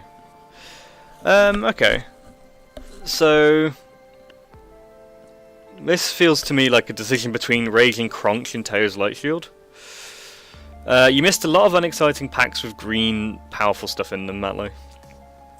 I think I like Kronk more over Light Shield, because going back to my point from 2 minutes ago, I really like putting pressure on people in this format, and Raging Kronk is pretty good at that. I don't think there's anything good that's blue in this pack, personally. Not there's anything good, but everything's like really average, whereas Kronk is pretty strong. Especially if we're going like this route, so I think I'm going to take that. I don't like Draw a Card Proliferate, I don't think. It's been very underwhelming every time I've seen it. I'll take a Turret Ogre here, I think. This card's just very solid. The reach is pretty relevant. The 4 power is actually pretty relevant. Hopefully something comes back. Ooh, this is an interesting one. Centaur Nurturer I found to be pretty good. I also quite like Arlen's Wolf in this kind of strategy, because there's actually a lot of things with 2 power that are like supposed to get in the way of things. So like Amass tokens or servos or Vraska Death Touches that Arlen's Wolf just gets around. And you just put counters on it and it gets really out of hand. The Nurturer, however, just opens up the opportunity to splash. So I'm going to take that because I think we'll get more wolves. I will take another New Horizons there. Ooh. There's still a bit of decent black coming around with Dread Malkin and Total the Invasion. Like, Birding Prophet's pretty good. Invading Manticore is decent, but it feels like you can always get, like in red-green, you're always going to be able to get some beef at the top end. So I think Burning Prophet makes the most sense. I am yet to resolve a Blind Blast. Yeah, don't use James's real name. Wink. I guess I'm not playing any of these cards, right? I'll take this for standard. Yeah, Assault Team's fine. Ooh, Devouring Hellion I actually quite like. Well, at least I'd like the opportunity to play a bit more. It's better in red-black, where you've got more sacrifice fodder, but... sideboard. Don't think I'm ever playing this. Well, I mean, this is just good value, and it's actually, this is the deck it works in. Hey, Demonic Cone. If it wasn't this, it'd probably be like Arlen's Wolf or Kyora's Beckoner, but given we're actually like proliferating onto stuff, this is the deck for Dreadhorde Arcanist. I'm noticing these two always being together. I think I'm going to take Tibalt here. I really like Tibalt. Makes blocking so awkward, the game life is relevant. We've got proliferate stuff. Also, it works nicely with the Hellion, so... I would like to take you for standard, but I'm not going to. Well... Oh, thank you for the follow, Demonicone? Demon-icone? Demonicone. Take Teferi. Let me see how many Teferis I've got. Because I think I've got a few already. Yeah, I've already got 3 Teferis, I don't need a 4th. It's so nice having a rejoin drafting. I'm going to take Thundering Ceratok. Demonic 1. How did I not get to Demonic 1? That was the most obvious thing. Yeah, Ceratok's really nice. We'll get an Arlen's Wolf somehow. Oh man, if we'd have gone blue-white. I'm going to take Vivian's Grizzly.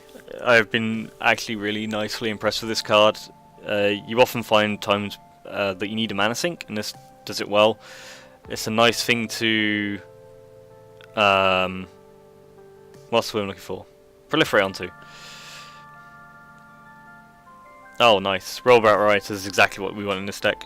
I actually didn't rate this card when I actually read it. It's been a running theme in this set of I don't know what cards... Like, there's a lot of cards that don't do what you expect.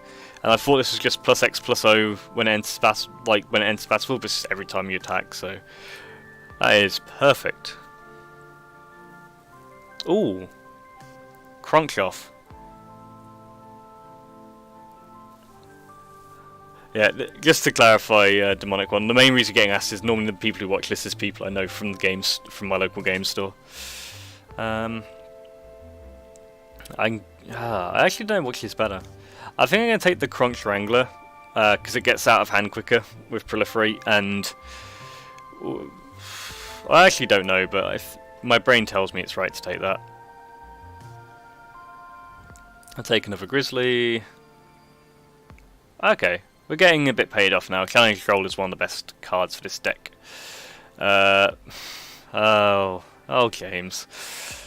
You and you being you. But yeah, Control seems great.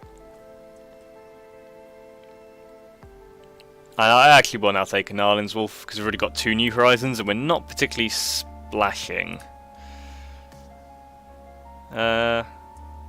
Initiate might make the cut. Demolish isn't making the cut, but I guess I'm gonna need them.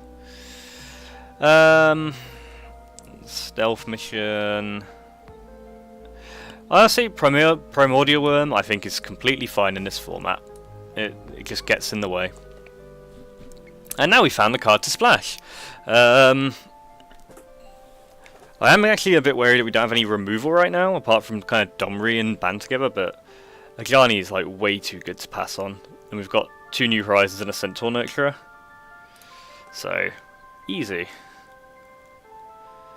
And now Gaea's Greeting's quite nice, because we do need a bit of early removal. We should hopefully get some... Ooh. Let's have a look at the curve.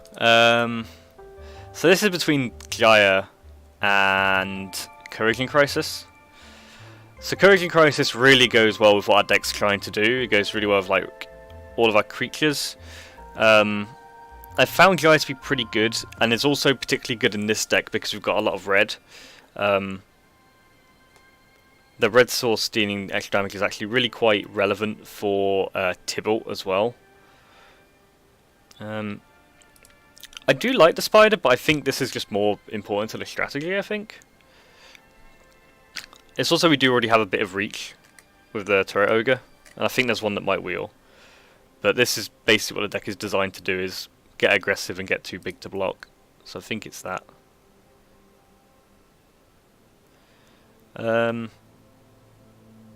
As much as I like invading Manticore, yeah, it might have been Gaia. Crawl Sting is just really, really solid, especially if you get it big. Oh wow, small world. The guy that you are talking to used to live in Leeds. Let's have a Rager. I really like Tibalt's Rager. Every time I play with it, it seems solid. Heartfire, Turret Ogre, Crawl Stinger. I was actually in Leeds not too long ago. Not for Magic. I kind of think off the top of my head what it was for now. Oh, I went to Damnation Festival in Leeds. Which was really great. Yeah, it was for Damnation Festival. I wish, like, we were mostly at the festival the whole time, but like every other bit we saw of Leeds was really great. Gonna go for a Turret Ogre. Oh, server. Huh. So our deck's already pretty high quality that I don't think Arboreal Grazer or Griminisher or Honor of the Godfarer is going to get in. I don't know if it's good. I've really wanted to play Bolt Bend, and this feels like it would be the deck for Bolt Bend. We may end up cutting it, but I don't see myself playing any of the other cards. So, let's see. Force Landing, because we all need protection from Kefnet. Oh, and the Raging Crunch came back. That's a nice one. Oh, and Turret Ogre came back. Arncrop Invader might get in. I will now take a Manticore. Okay. We definitely wheeled some stuff at the end. Oh, and I've cracked the Vault. We get 1 Mythic, 2 Rares, 3 Uncommon Wildcards. Let's not do that now. Definitely happy to... The Vault's going to make the Standard a bit easier.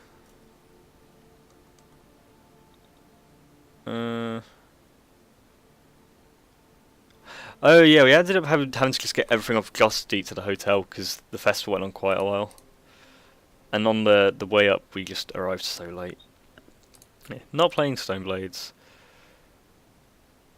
Not playing... Probably not playing 2 Vivian's Grizzlies.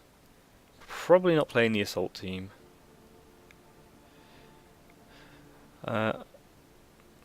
Manticore for the extra body or Primordial Worm for the beef. I actually like Primordial Worm more in this deck, I think.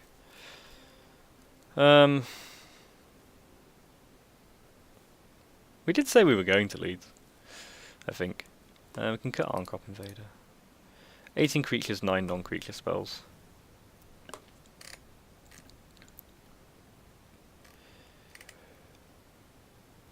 So any non-creature spells we can get rid of. Probably, well, we definitely want Ajani, definitely want Tibalt. Band together, Corrosion Crisis we want. So question whether we want 2 New Horizons. Definitely not playing 3 planes. Because we're going to have a Nurturer, 1 New Horizons, and that's it. Is that enough for Ajani? With a basic land? I don't know. Yeah, Grixis is weird. Like, if Grixis has got so many good cards, it feels like if you don't get the bombs, you're in a really bad spot.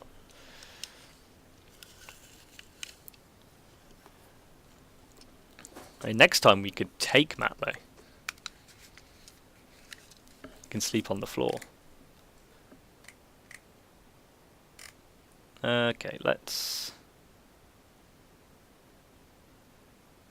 That's actually really good for the strategy. I really don't know what to cut. Maybe Hellion? We don't get much benefit off the sacrifice.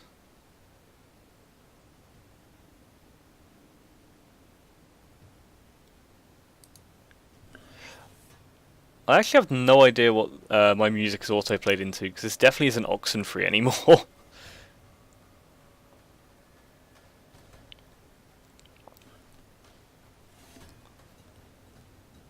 It's very ominous. Again. Fair enough. I have turned down the music quite a bit, because I didn't want it to overdo my voice. Anyone got any ideas on what the last 3 cuts to this deck are? Because I really don't know. Oh, we don't need 3 Turret Ogres.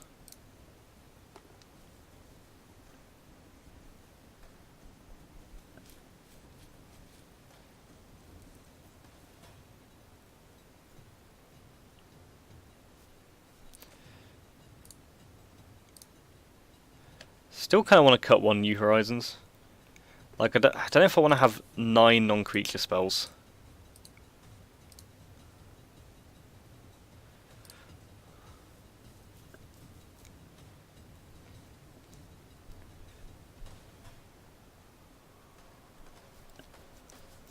Although it is worth pointing out, Tibble isn't really a... Tibble is sort of a creature spell. What am I ever non-creatures? 1 guy is greeting. 2, 3, 4, 5, 6, 7, 8.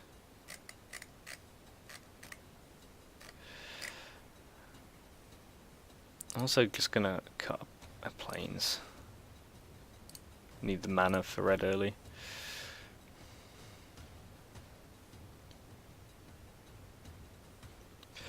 I think I'm actually just gonna stay low to the ground and cut Primordial Worm. Let's just open the vault. Because otherwise that glowing thing really annoys me.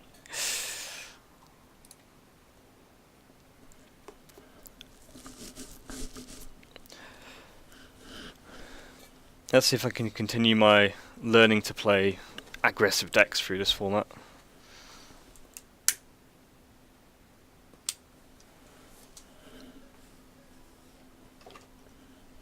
Oh, I know what this is. This is the FTL soundtrack. Definitely playing first for this deck. Oh. This is so good if we hit a land.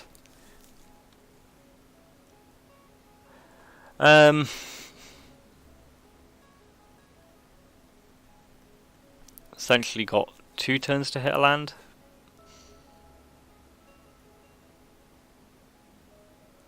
What's the odds? 15 out of 33. I should know the maths off by heart by now, but I think the maths are good enough for this. Okay, opponent more to 6. That's not too bad. Make Parhelion do that again. Such attention put into this map, and they haven't really...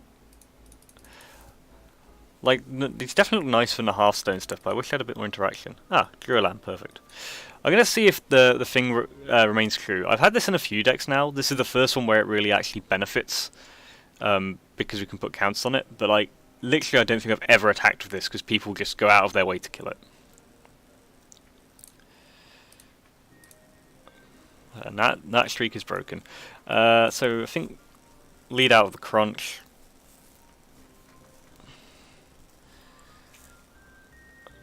Blue, white. One of the few times where cast dismissal's like, even if you bounce this, the 1/1 a mask can attack. I guess best case scenario, we draw planes next turn and go really bonkers. Otherwise, I think I'm playing Arlen's Wolf because blue-white feels like it's going to put up a lot of low toughness things. Dovin. I'm not too fussed about Dovin here, I don't think.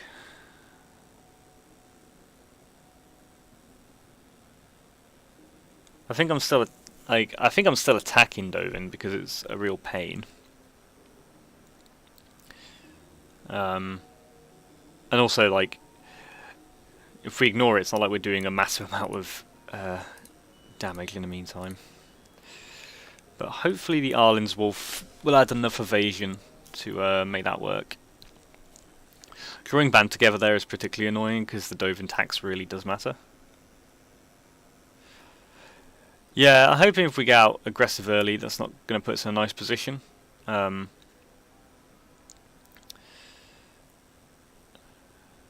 we draw a land, then I think we get to kill Dovin. Oh, they made the Arlen's Wolf not block. That's not too bad. So I think we'll just attack both of these at Dovin. So I assume Thunderdrake is going to block the Arcanist. No, Thunderdrake, well, it depends how much the opponent cares about this Dovin. Yeah, that's what I figured. And then I'm going to play Tibalt.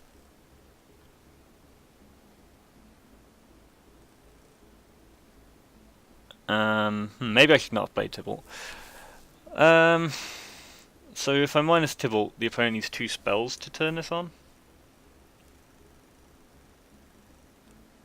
But I think I'm actually fine with that. It sets up some nice things with our Varing Hellion next turn. Or going wide with Ajani. And if they pump everything into getting this big, then we're just going to band together to just eat it. I mean, Jace's Triumph is a nice one for us, I think. Like, obviously they're getting cards, but it feels like we're very far ahead if they don't do anything else this turn. Like, even if we don't use Ajani, they don't have amazing blocks here at all. And they attacked us. Okay, so I'm going to make a Devil. Attack with everything. And then I'm going to Devouring Hellion. Sack all of these. And hope they can't deal with an 8/8.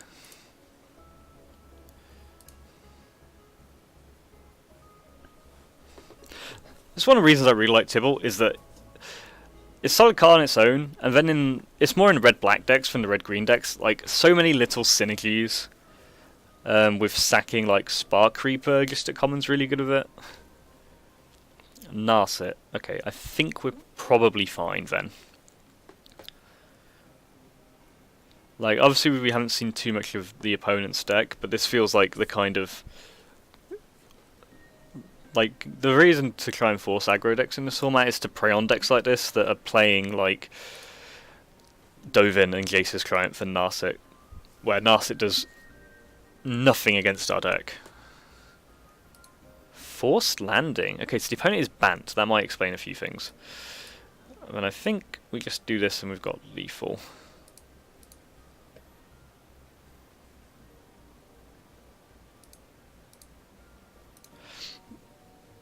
Oh god, Attack All does not work with Raging Kronk, it's really annoying.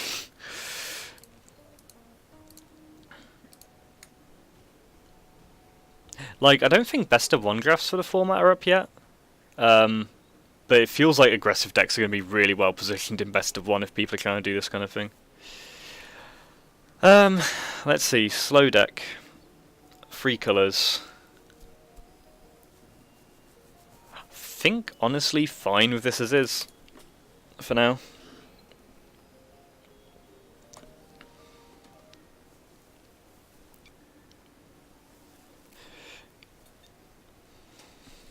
Yeah, I mean, I went 3-0 on Sunday at the LGS, and everyone was playing slow decks, and I just went green white proliferate, and just was overrunning people really quickly. Like the aggro decks in this format, they're not like the classic blistering ones that you saw in like Armenket or Kaladesh, but they just kind of really beat down. Then with the proliferate, you make them so big that you just end up, all their creatures just end up blocking and dying. LGS is just local game store, Will.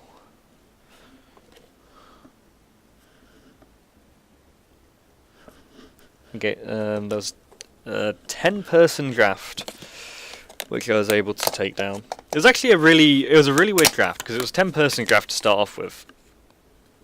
But it ends up in this really weird dynamic, so that you would only get in a 10-person draft. So you had 5 people winning round 1, and then I got paired down and won my round. But everyone else who was at 1 win drew with each other. So round 3, it's like me on 6, a bunch of people on 4. So it just made the pairings really weird and wonky. Yeah, there's always something happening on a Sunday broadly. Like if it isn't like Standard Showdown, they try and fire graphs. I think it's just because it's a new set. Oh god, don't think I can keep this either. This is not awful. You can get to the bottom of the deck. Ooh, double Liliana at pre-release is very nice.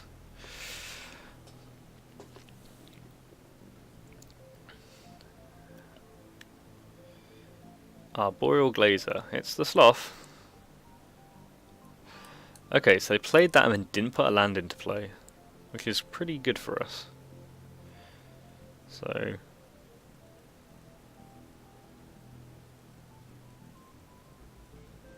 I think Liliana is the only thing I'm yet to open. Like, doing, at this point, 5 pre-releases. I should maybe have just attacked to see if I would have got a block there. Yeah, across doing 5 pre-releases, and then Tom's pre-releases, and then the one Will gave me, in which you opened very well, and I thank you for that. And now 2 drafts, like, I've got more of this set than like the last 6 sets. Neoform.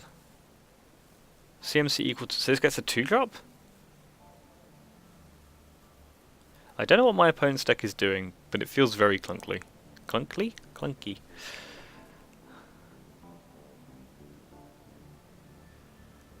See... I mean, Ribblebelt Rioters is a perfect draw here. It's beat for 9. Yep. I mean, I feel like our opponent's deck was custom made for us to beat there.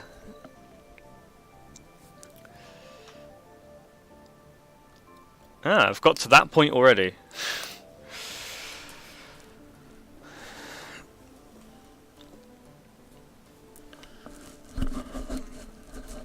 So, Connor was talking about it earlier, but what are people thinking for Standard? I really like the Bant Flash decks that people were playing across the weekend.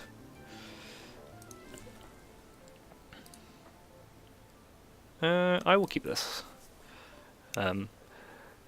Just because I think it's amazing I haven't really got around to it in Modern, but I do like playing like Bant Pile of Creatures broadly as an archetype.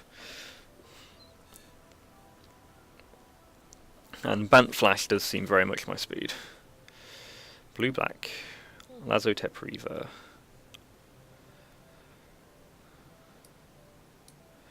I'm going to drop the Kronk here. Because it doesn't seem the best to awkwardly defend Domri. Plus I think we can play Domri and then Gaea's Greeting something. Green-black Citadel sounds interesting. Okay, well there goes Domri. One of the things I didn't realise about Domri, goes into this theme of like cards don't always do what you expect in this set, is I thought the mana could only be added for creature spells. But no, it's just for anything. If we attack, you can force me into some very awkward double blocks. If you go on MTG Goldfish, there's some from this week's Star City Open. Oh, I guess this was a bad attack for this reason. Because now the Kronk can't attack. Well, let's not lean into the mistake.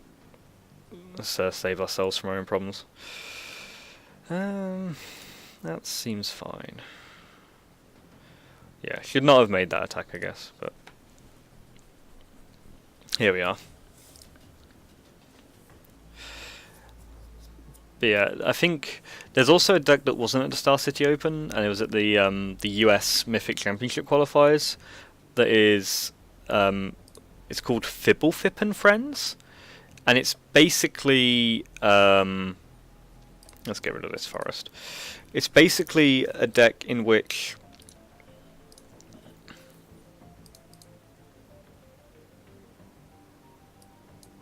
let's just do this. Because otherwise this Davriel's just going to get rid of something.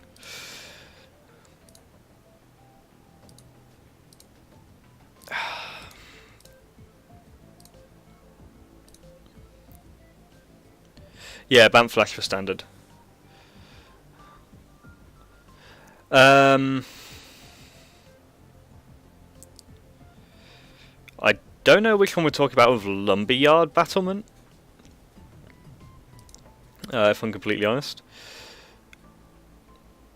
Liliana's Triumph. I guess we get rid of this.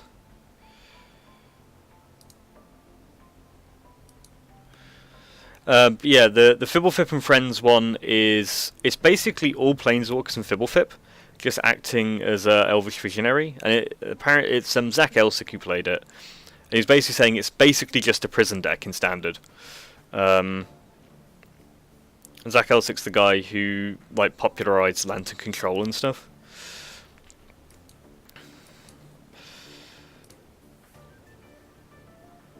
I can get out. But yeah, if you look at his Twitter, you'll find it. Let's just doof Kasmina here. I am a bit worried because if any of our creatures die, this Raging Crunch becomes a bit useless.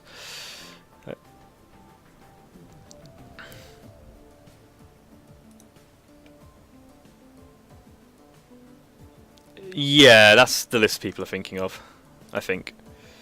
Cura's Dambreaker, that's annoying. Yeah,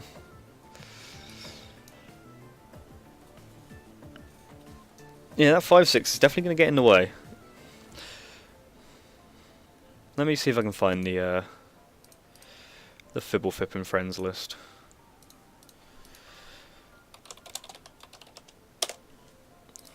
Meanwhile, this game is slipping away from us a little bit.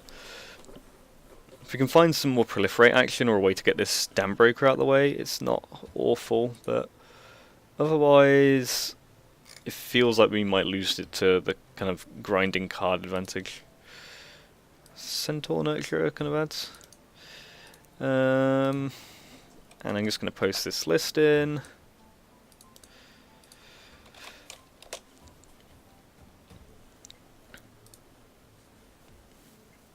Yeah, I think I was kind of on autopilot at the time. I think a real mistake that was made was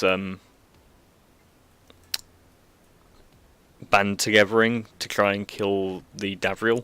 I think I probably could have killed it normally and didn't. And the band together would have been quite nice here. Otherwise we're just kind of piling up beef. Like, it's definitely worth noting our opponent is playing like mainboard Dambreakers and Behemoths that kind of actually do block against our stuff quite well. So I need to think about what we can maybe board in. There's also a lot of removal here. Opponent is attacking. I might be okay with that, to be honest. I think I'm going to get rid of the Crunch here because it's kind of got the same power as the rest, but it does have a downside to it, which Turret Ogre does not. And the opponent, like, I'm kind of glad to see the opponent attacking. It depends what they play here. Flux Channeler's fine. Toll the Invasion, okay. Because this allows us to actually get a bit aggressive. Because now the opponent doesn't really have too many amazing blocks for this. I'd rather be the one beating down. Like, I'm definitely happy to get that trade. because the Flux Channel is so dangerous. Yeah, I'm kind of curious what the opponent's plan is here, because that felt like that really swung things towards us.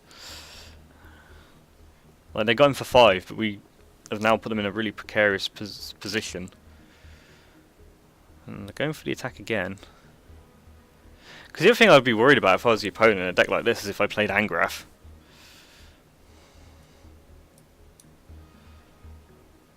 Probably shouldn't have played that land out. Let's start with the Ceratok because of its trample.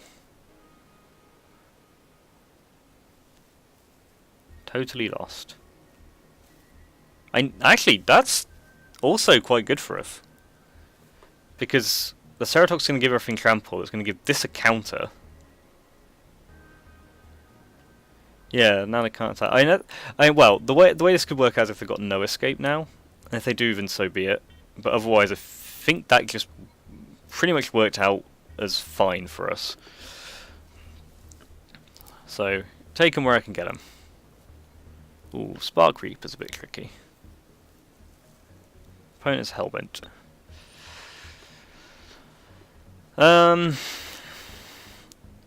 Obviously we're not attacking here. I'm just taking a bit of time and doing some hovering to make the opponent think that I haven't just drawn a land.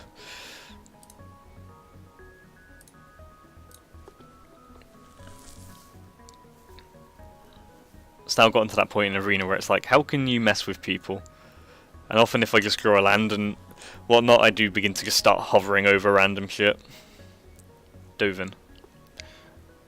I have to say, people really like this card, and I don't think it's as good as people think it is.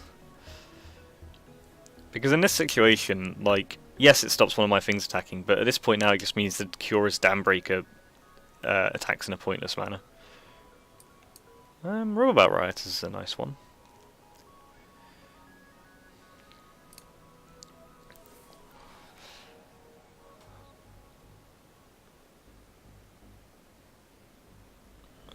Obviously, so we're getting to the point where we might be able to make some. Like, I need like one more 4-power creature to grow this, or a Courageing Crisis, to just make everything real big. Like, mainly I'd like to get it on this. Spark Harvest. Yeah, that's annoying. I'm gonna take more Dambreaker damage, and like I'm gonna take Dambreaker damage until we can't anymore.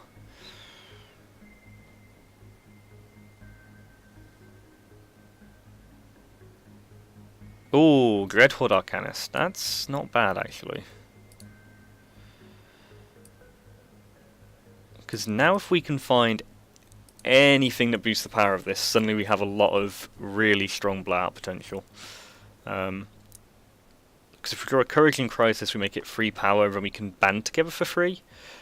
Plus this having trample, so this actually changes dynamics quite a bit. We'll see if the opponent attacks. They do. I have no problem going down to 1.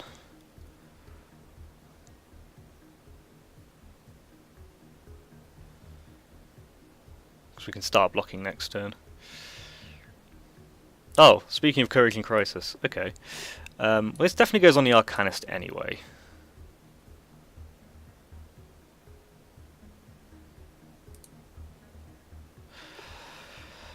So if we attack, we could do it again. This would become big. This will become big. This is attacking for a lot as well. We could also band together and kill the Dambreaker. It's also possible I don't need to make an attack here.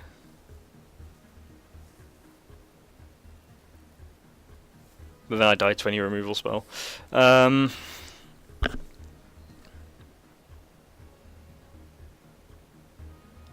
I'm going to be using my timeouts here. So Courageing Crisis would make Kronk Wrangler 5 power. This at least 4 power, and we can make this bigger as well. But I think we want it all on the Tramplers. We make Kronk Wrangler 6 power. Arcanist 4 power. They have 5 points worth of blocking. Yeah, I think we attack with everything. And, well, not this. Encouraging Crisis again.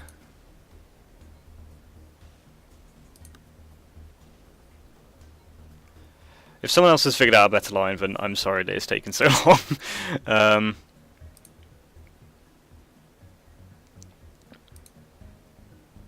But I think this works, because even... I think they have to block with everything. And the Spark Reaper can sacrifice things, but the trample damage will get over. It's possible we don't do anything. If we don't do anything, we're just kind of reduced to sitting there and doing nothing and hoping that our opponent doesn't find a way to kill any of our creatures. But I think 10 power with... I actually added up the blocking math wrong. They've got 6 to block with. But they need to... Yeah, I think they're actually fine. I think I added up the maths wrong. Oh no, because we can just block this Dambreaker anyway. This Turret Ogre stays back. So as long as everything lives, we're fine. Why am I so bad at magic?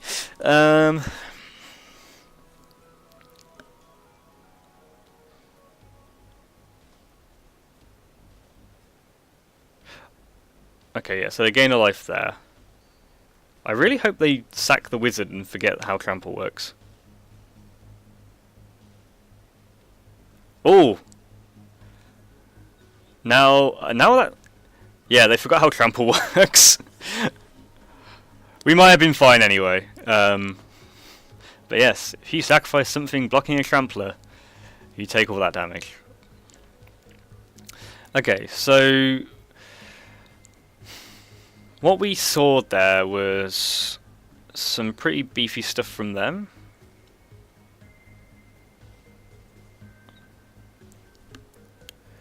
Look, I just like to make things clear for sure, right? Like, I actually think if the opponent made slightly better blocks than that and didn't sacrifice their own stuff, they can still survive that turn, untap, find a way to deal with my thing and kill me with Dambreaker. Given that we saw like a bunch of Spark Harvest and Ob Nixilis stuff, this does feel like the Bolt Bend game. And I'm going to take out Arlen's Wolf, I think. Actually, no, I'm going to take out a Raging Kronk, because with that amount of removal, I can see the Kronk getting isolated more and more.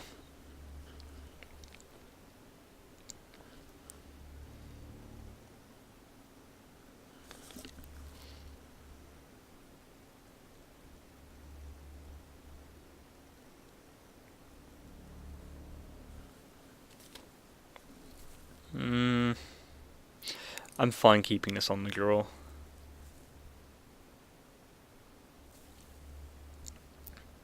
Might go badly, but I think we've got a decent enough chance of hitting any land to unlock at least some stuff.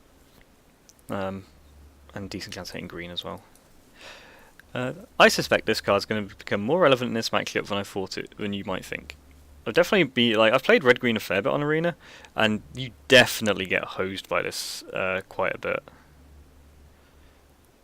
Get rid of Ceratok.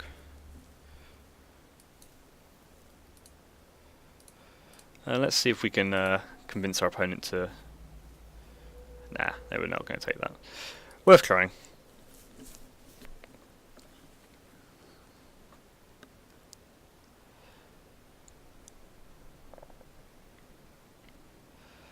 I think this is a New Horizons going this time. Actually, it probably should have been Kronk Strangler there. Epiphany. This is definitely a slower start than I would have wanted to have. Oh god, scrying 4 to the top. Now I feel like we're definitely losing. Okay, well, we definitely get to kill Davriel.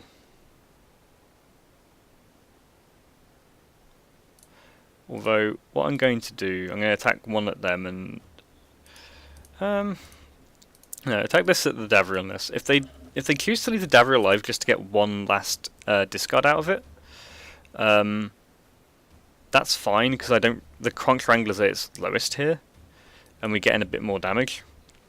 Like, obviously this can go badly if, like, they proliferate, But I'm kind of just fine with that, getting the damage through.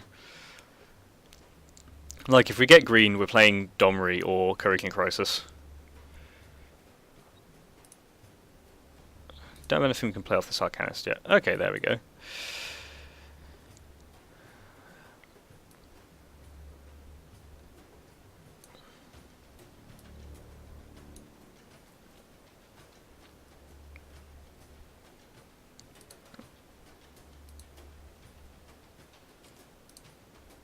Make our Arcanist big.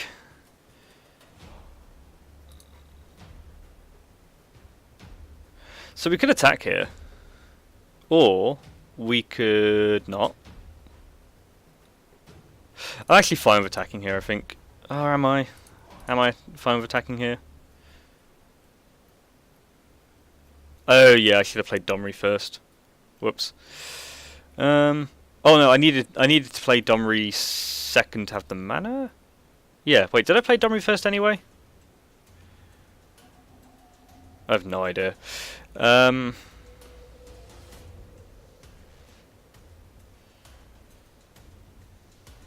Yeah, I think I'm attacking here. Oh, right, I get to Hurricane Crisis because I made Arcanist big. Of course. So what was literally just being said about me being dragged to wins kicking and screaming. I was like, oh, do I attack? And I forgot that, of course, Arcanist now flips that. Surely the opponent can't be thinking that they have to attack Domri here. Because if they do, we just have so many good removal. Well, I guess they can kill Domri, and if they have removal for the 5/6, then... But it has to be literally Spark Harvest.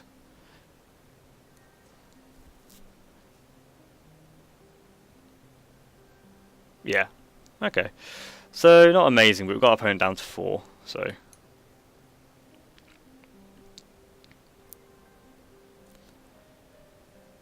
Ah, Liliana's Triumph.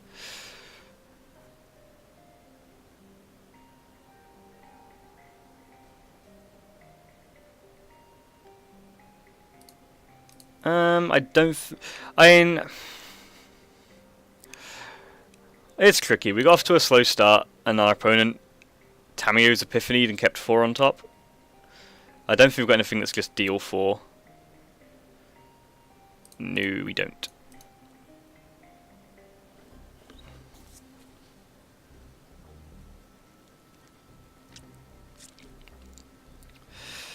It's a very removal heavy deck.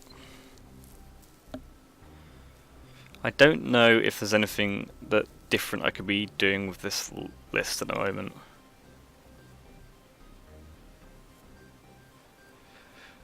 Maybe Devouring Hellion can go, just because the removal's so strong and we can invest a lot into this and it just dies. In which case I guess we're putting on like a Turret Ogre or a Manticore.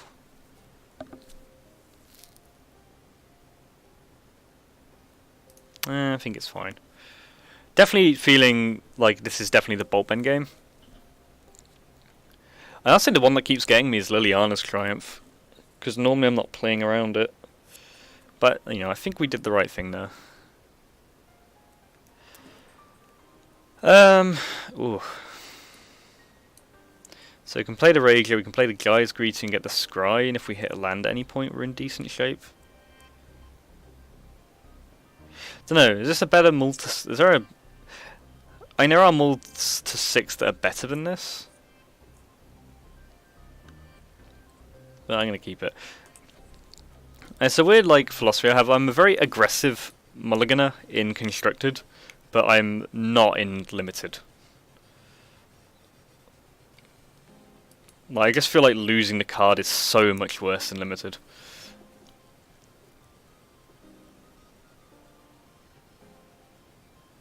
There's the Operative.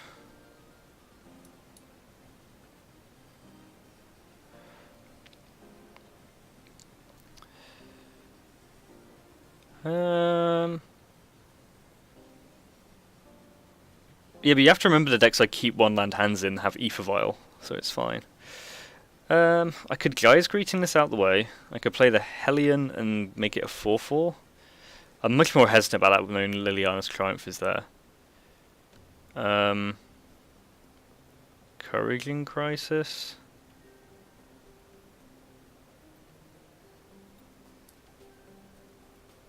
I think the Scry is actually quite important to get here. Ooh, I like keeping Tybalt. Okay, so I'll explain the keeping a no-land hand thing. It was like at an F&M, so not a high-stakes tournament to begin with. And I'm basically... Do I attack here? Yeah, sure. The opponent's stuck on 2, I think, so... and basically, my opponent's playing black-white tokens. And I'm playing... I can't remember what I was playing. And I think I'd mulligan to like 6 or maybe 5 at this point. So my thinking was, I've got an engineered explosives, it's black-white tokens, I've got no lands. I'll just keep this. It was... this thing, I got story value out of it. Okay, I don't think our opponent should have conceded there, but it's fine. I don't think I was on 7. Again, I hasten to add, in any serious tournament, I would not have done it. And I also probably wouldn't have done it against anyone who wasn't specifically Matley. Like, that's part of the fun.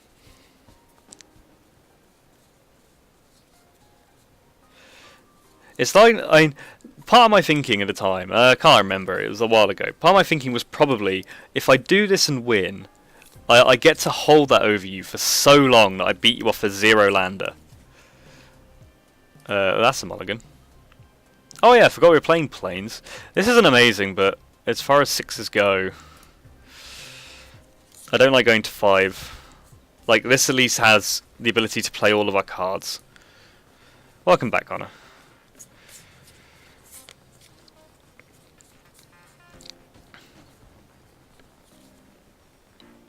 Ah, well, what's better than 1 Raging Crunch? 2 Raging Crunches.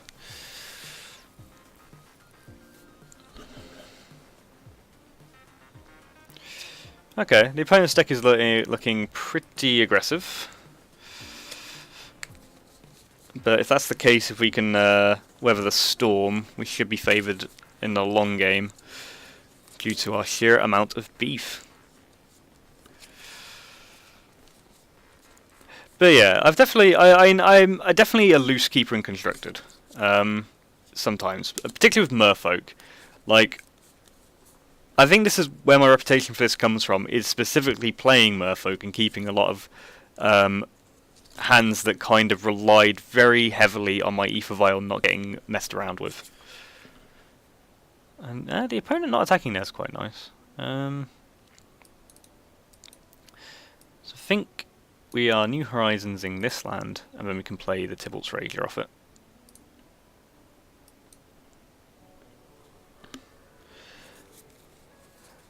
Kind of tempted to like run Merfolk for a couple Mitgo leagues at some point, because people seem to be putting up more and more results with it, but like the deck kind of looks somewhat unrecognisable from the one that I used to know and love. Like, it's very bizarre for me to just imagine a Merfolk deck that is the optimal build that doesn't have Curse Catcher in it. Like, that's just wild to me. And besides, I mean, Spirits is... Banehound. Spirits is very much filling that gap in my life, anyway. Yeah, and that's the thing, like, you can keep loose ones because you know your deck is powerful enough that it can really, like, benefit from it. Do we attack here is the question. Like, the Rager...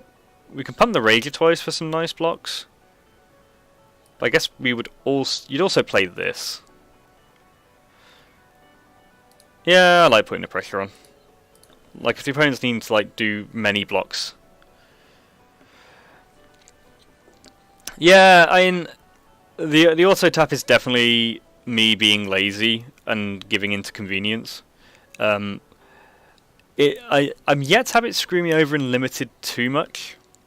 Where it always used to screw me up is constructed, particularly with incubation druid, the one you have to like adapt onto and it can tap for anything. Because for some reason the auto tapper would love, like just absolutely love to make it use that mana first and leave me with no blocker. And I guess they're going, why? So I suppose the one thing I should have watched out for here was potentially battlefield promotion. This feels like it's going to be fine. I suppose the opponent is trying to leave us like crunchless.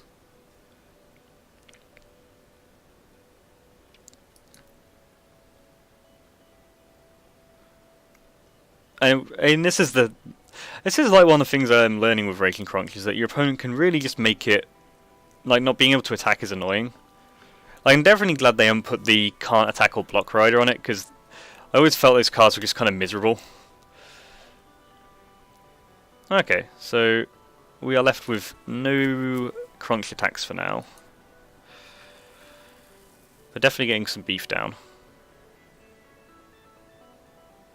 Ah, the Tiebreaker.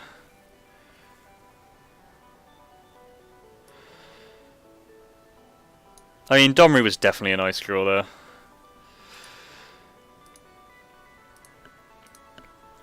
Speaking of things that don't necessarily make sense to me in this set, is the fact that every green card does the thing where it's like your creature does its power equal to the other creature.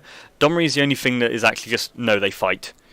And I've seen so many people lose creatures because they just assume it does what every other green card in the set does. It's weird because Wizards are normally really good about not having things like that happen. There's just a lot of cards in this set that just don't work how you expect them to. Kaya. And your opponent's definitely got removal for days.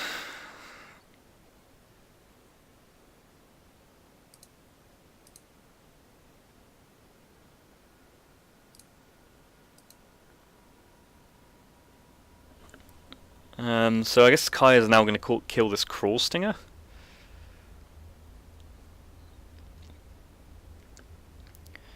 Part of me kind of wishes that we had like a Heartfire or a Challenger's Triumph, just because there's been 2 or 3 times now where it's just like, opponent's on 3. Look, it's definitely taking this out. I'm kind of curious what all the other cards in their hand are, because they've largely been just tapping out for 6 drops. Getting rid of the Crunch, so I assume they've got something that can block this.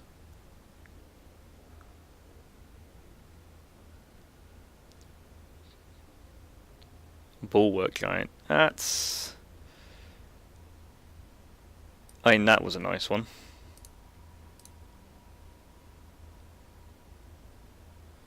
Thanks, Death Touch. Just going for the opponent and not the Kaya here. I also probably, like, just for efficiency, should have used the Domri mana there, but still.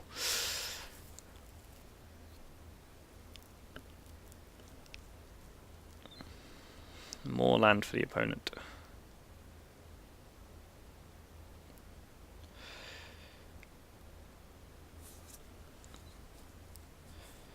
Sunblade Angel. That's annoying. So the opponent definitely feels like they've got a slower deck, but with plenty of top-end power. Do you have anything that can kill this? Like, Gaya's Greeting would be nice.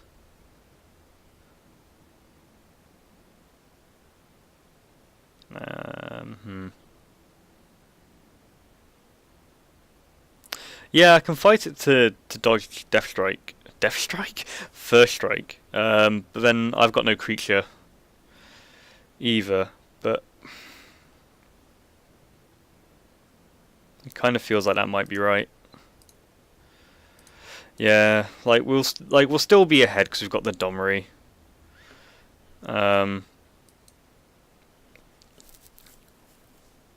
This becomes a bit of a top deck war.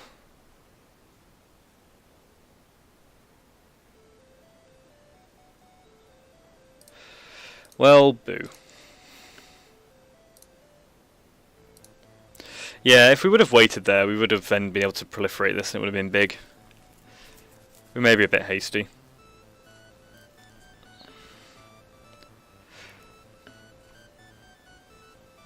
Deck needs a bit more reach. I mean, a 4/5 Trampler could be pretty reachy.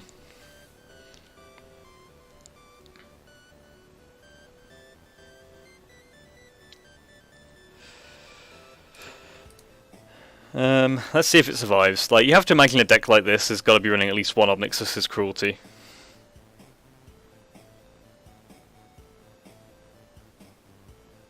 This is Sorcery Speed, yeah.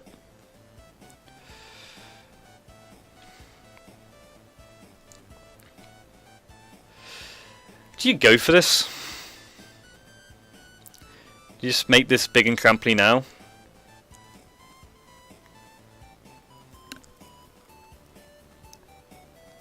Because doing this would get out the way of like Unlikely Aid if that's being played.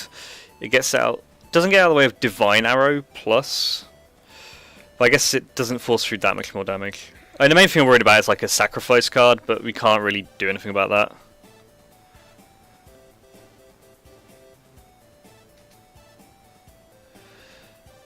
Like, the only thing this would play around, I think, off the top of my head is like Unlikely Aid. Okay. Oh, the other thing it would is Sorin's First.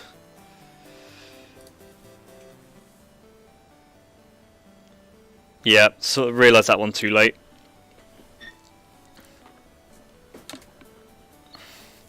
If I'd have thought through that one first, it makes sense to do it versus Sorin's First. It also just punches through more damage, it's probably just correct.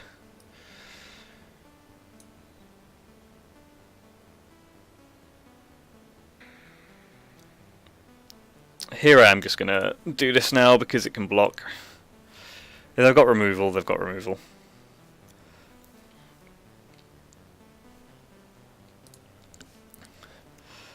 Like, I'm trying to figure out what the opponent might have. They're not playing creatures, they're not playing that much removal. Yeah, wow, this is a... Sorin's First, Cruelty, Wanderer's Strike, and Kaya.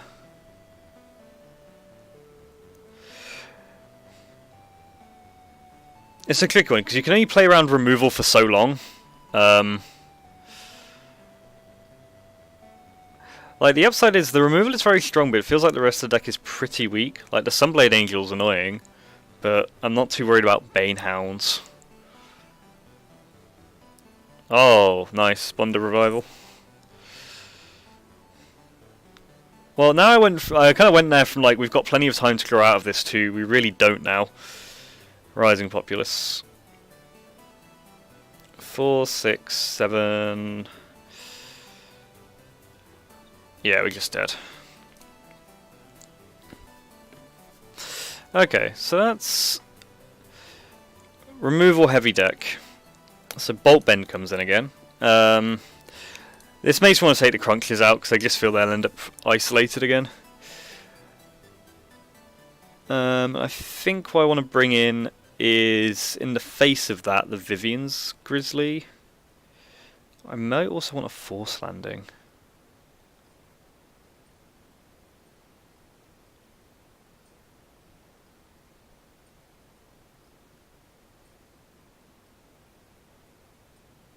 Yeah, I'm going to bring in the Grizzly just because we might just want something that can just get us a few more cards if this is going to get really grindy. But yeah, I think part of the problem there for me is that I kind of misread the situation. The other thing, like, open with like Banehound, Martyr for the Cause, Makeshift Battalion. I was like, okay, this seems like a pretty aggressive deck. Maybe like aggressive Proliferate, but it seems it's actually pretty controlly.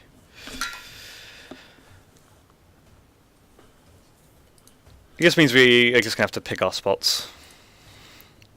But yeah, I think Bolt Bend is hopefully going to do some work for us here.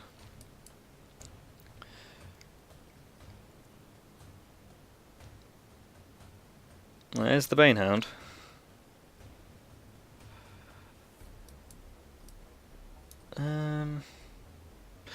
Lead with Tybalt's Ranger because it's got better blocks, and if the opponent was hoping to turn 2 Sorens for something, this will at least kill the Banehound.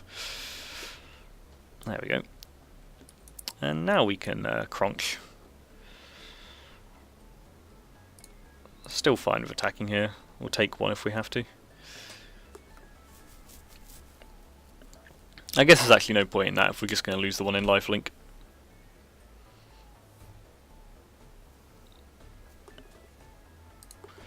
Whoops. Spark Reaper.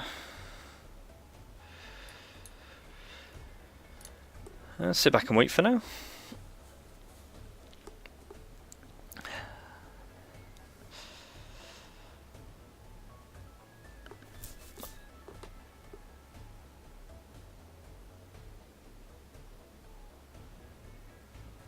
Spell or ability?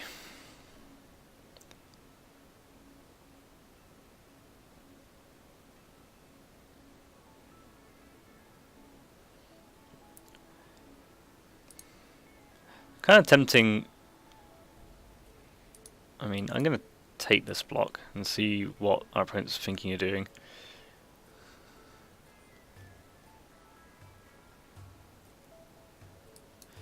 I'm definitely going to do this.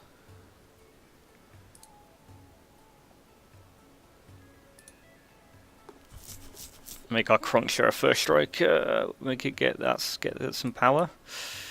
Because now we can swing in.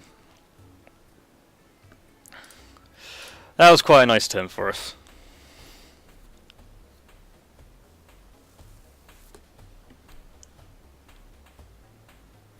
What we need to do now is draw our planes.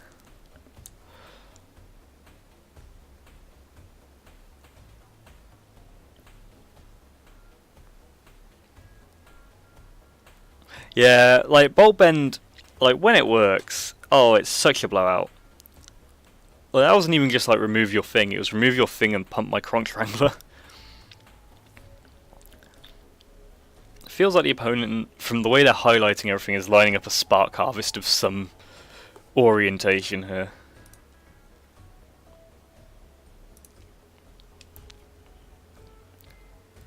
While our opponent decides, just to say, I will probably be streaming again tomorrow with more War of the Spark drafting. Ah, Nahiri. That's not necessarily what we wanted. So yeah, I'll be streaming tomorrow around about a similar time, 7ish, and then I'll be streaming on Wednesday as well. But the Wednesday is likely to be a non-magic stream. Let's just get this off the board. The opponent is also stumbling on mana a bit, which is worth noting. So let's pump this. This way we still get to play our Grizzly. I also don't like leaving Spark Reaper around because I play Spark Reaper a lot and it really does generate an awful lot of value. And getting the Grizzly down is nice because if we start drawing blanks, this just begins to be a really nice mana sink for this kind of deck. Like the next milestone we need to watch out for from the opponent is Kaya, I think.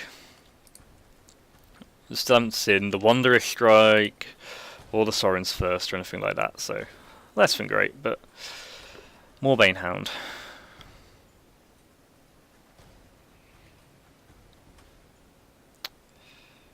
Okay, the Domri's nice. So I need to think about this. Obviously Vivien's Grizzly can't fight, it will die. If Counter Control fights, they get the Amass, but because of its ability they can't then double block to kill it. And then we can keep... Oh no, yeah, we definitely don't want to make that attack. Do you want to attack with a Grizzly and maybe double block it off? No. I'm fine with this.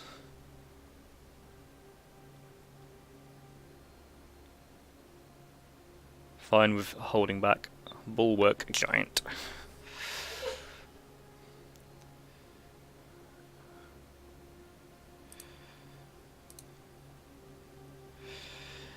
Oh, Domri, why can't you add white?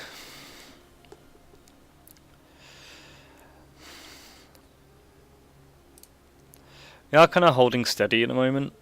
Could maybe be pressuring a bit more. I just kind of want to get... Like, it feels like if we can keep Domri around, we get some really advantageous fights for us. There's a Sunblade Angel, so that's not amazing. Oh, okay, that's really nice, though. Let's get a counter on our Trampler.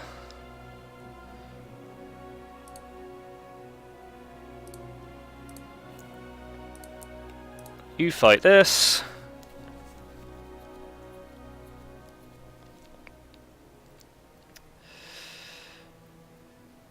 Honestly now I think I'm fine attacking in. Yeah, I know Gruul isn't white, but it would be just so nice in this exact situation. I don't think that's much to ask. No, I'm still fine. Maybe I should be pushing the aggression a bit more, but I kind of think this Domri is just causing them real problems, and we're either going to draw into stuff or Grizzly can kick out. I have no idea what this music is. We're now at the FTL soundtrack, I think. Bond of Revival. Okay, well, that's fine. Oh, Stellaris. Well, we kill this again.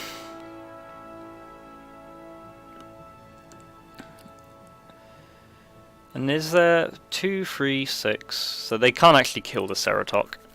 And it just tramples over nicely. I should also be attacking with the Troll. I keep forgetting the Troll's ability. I'm bad at magic. Why did it tap Bosha Green? I wish I knew. It doesn't matter, we can't do anything with the mana anyway. So yeah, there's no reason why I shouldn't be attacking with both of these, because they can only be blocked by one creature.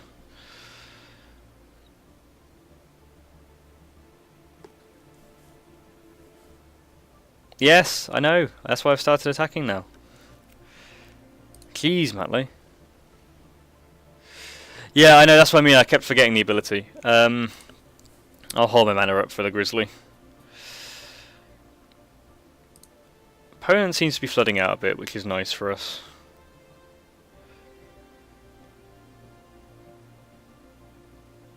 It's alright.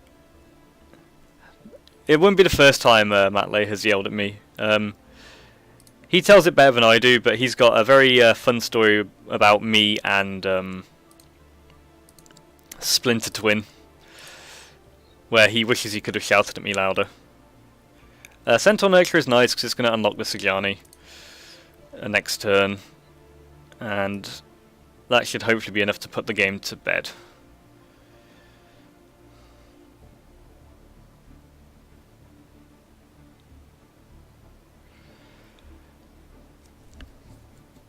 Okay, well that went better.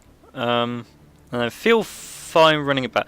I'm partially tempted to bring this in, but no, it's not. It's like we've dealt with the Sunblade Angel fine. Yeah.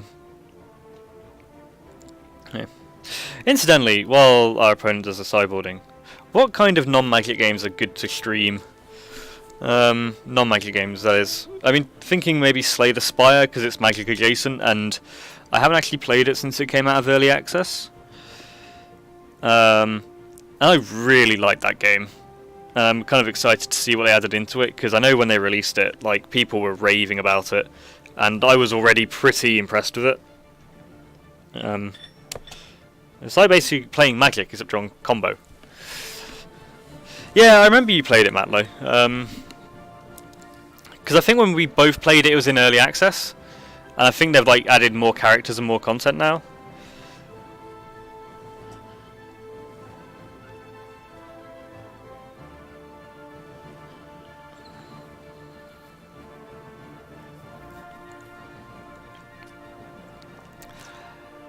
This is okay on the draw. Matt Slay the Spire. Good lord.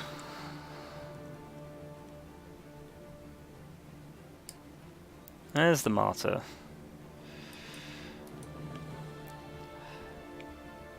Kind of drawn more land than I would hope to so far, but that's okay.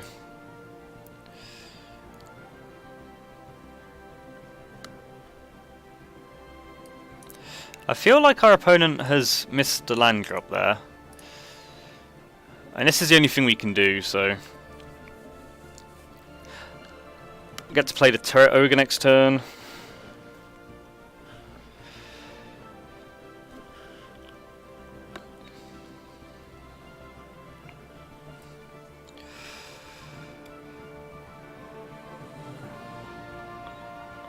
Okay, so they found some lands. Let's put up some defences.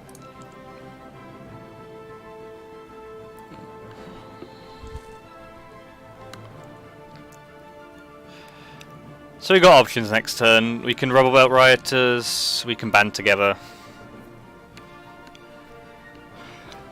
But it feels like we're kind of going to sell into a nice little board store here. Ah, Turret Ogre, triggering off Turret Ogre. Not too bad.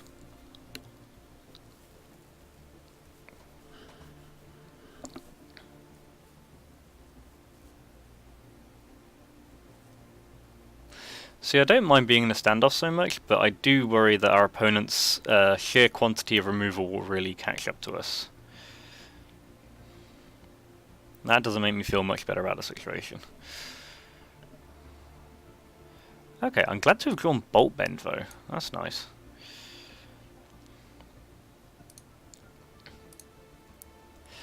I think might need to start thinking about possible band together targets. But at the same time, it's like, what does it really do on this board right now? I mean, it kills Sunblade Angels, for one. I know we've got the Turret Ogres, but that first strike is annoying. Yeah, I might stream that on Wednesday. Oh, Vivian's Grizzly is nice. Just because it's a really sweet game. If you like Magic, it's the kind of game that that I think is really enjoyable. It feels like it's been made by Magic players, thinking that, you know, if Magic was a single player experience, what they would do. Oh, Matlow, you're such a good friend, such a good inverted commas friend.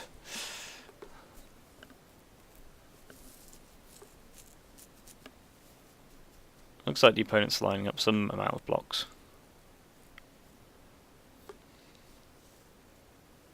Blocks? Attacks. That's the opposite of blocks. Oh god. That's a lot of emoticons.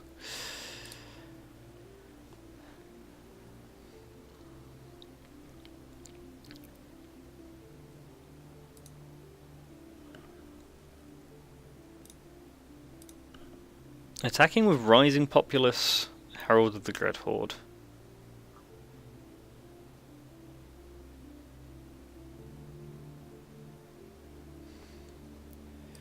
I'm just going to block with the Rioters here, I think.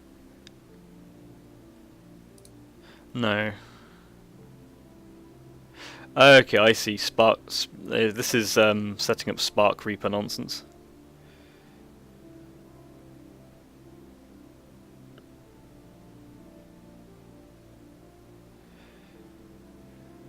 Don't think I block this time. And then next time we just make a really big Tybalt's Ranger. But yeah, I was about to block when I remembered Spark Reaper's just going to sacrifice and grow this. Oh wow, that's some squids. Find me something good. Chronic Strangler is free, at least.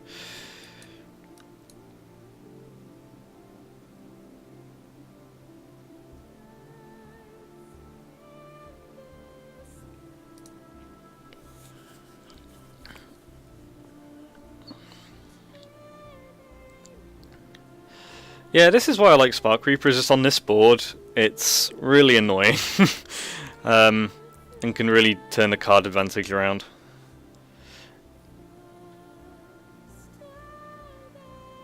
So it'd be a great time to draw Domri.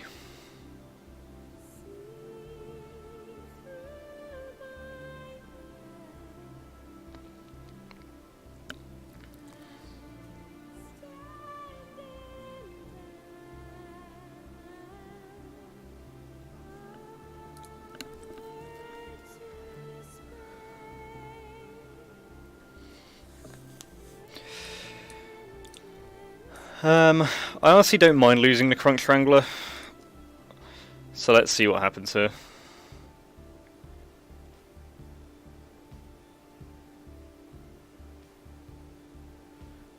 Like, I get the Rising Populace attacks, it's the Herald of the Dreadhorde ones I don't get right now.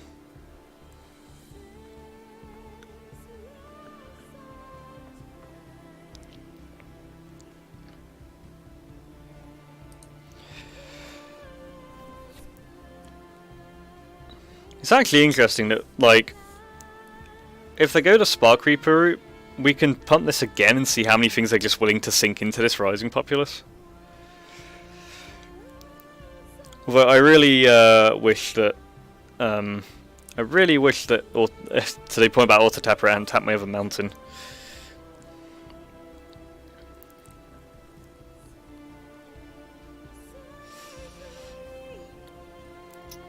Okay.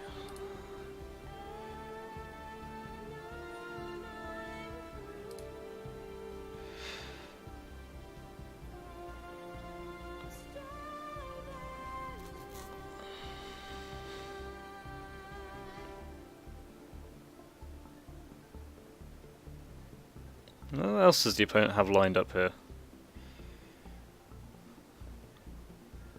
Do we just pump Rager again? Make them sacrifice another thing? Because I'm like really quite fine with that. Like, I don't get to hold up Bolt Bend, but like, even removing one thing here is not the end of the world for me. Soren's first. I mean, that really seemed an exercise in futility by the opponent. Like, I felt that actually just worked out pretty well for us. Banehound. Yeah, Force Tapper. Yeah. Well, there goes one of the planes.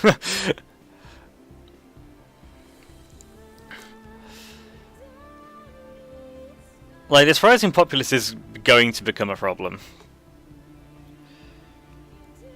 Depending on, like... It's the Spark Reapers are so good in these situations. It really, really is. Like, honestly, our best case scenario is our opponent, like, plays Kaya and tries to kill our Turret Ogre. And we get to Bolt Bend it away.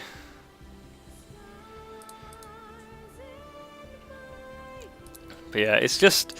It's not even the fact that, like, they can sacrifice to grow, it's just like drawing a card every single time. And, like, if I was in the opponent's position, I would be, like, aggressively sacrificing things like Banehound. That's not much better for us right now. What are we looking for here? That would have been nice to draw. Okay, Dreadhorde Arcanist. What does that attack with for the moment? Nothing. Well, okay. If we can somehow pump this and attack, we can band together and get rid of the Rising Populace. Opponent has 7 mana.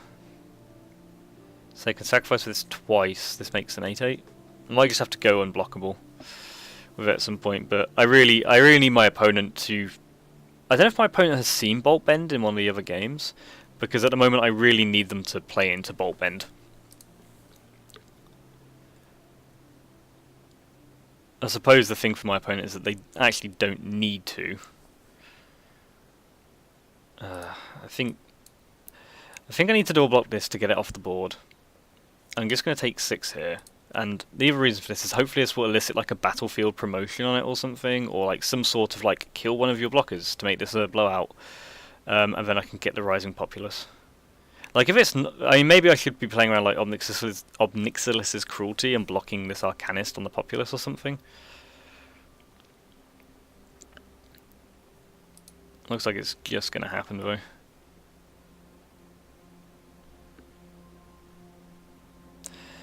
Did my blocks go wrong there? Ah, I misclicked. I misclicked, and now we are doomed. I thought I double blocked the Turret Ogre. We are now pretty much just dead, I think.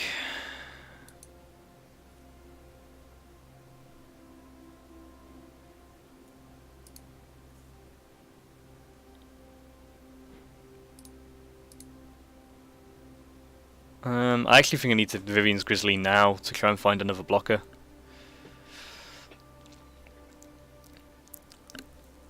And that's frustrating. Ah, no. That's frustrating. What's wild about that is I think that's actually the first time I've actually misblocked anything on Arena. I'm not too fussed about it because I felt like we weren't really winning this anyway. I mean, it feels like we should have lost a long time ago because the opponents should really be using this very aggressively and they're not.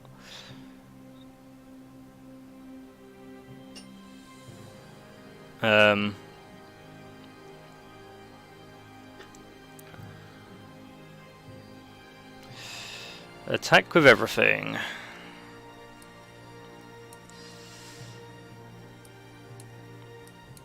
Well, that doesn't work. Does this work? 3, 4, 6, 8. Okay, this currently works. I don't know what on earth we're drawing to, but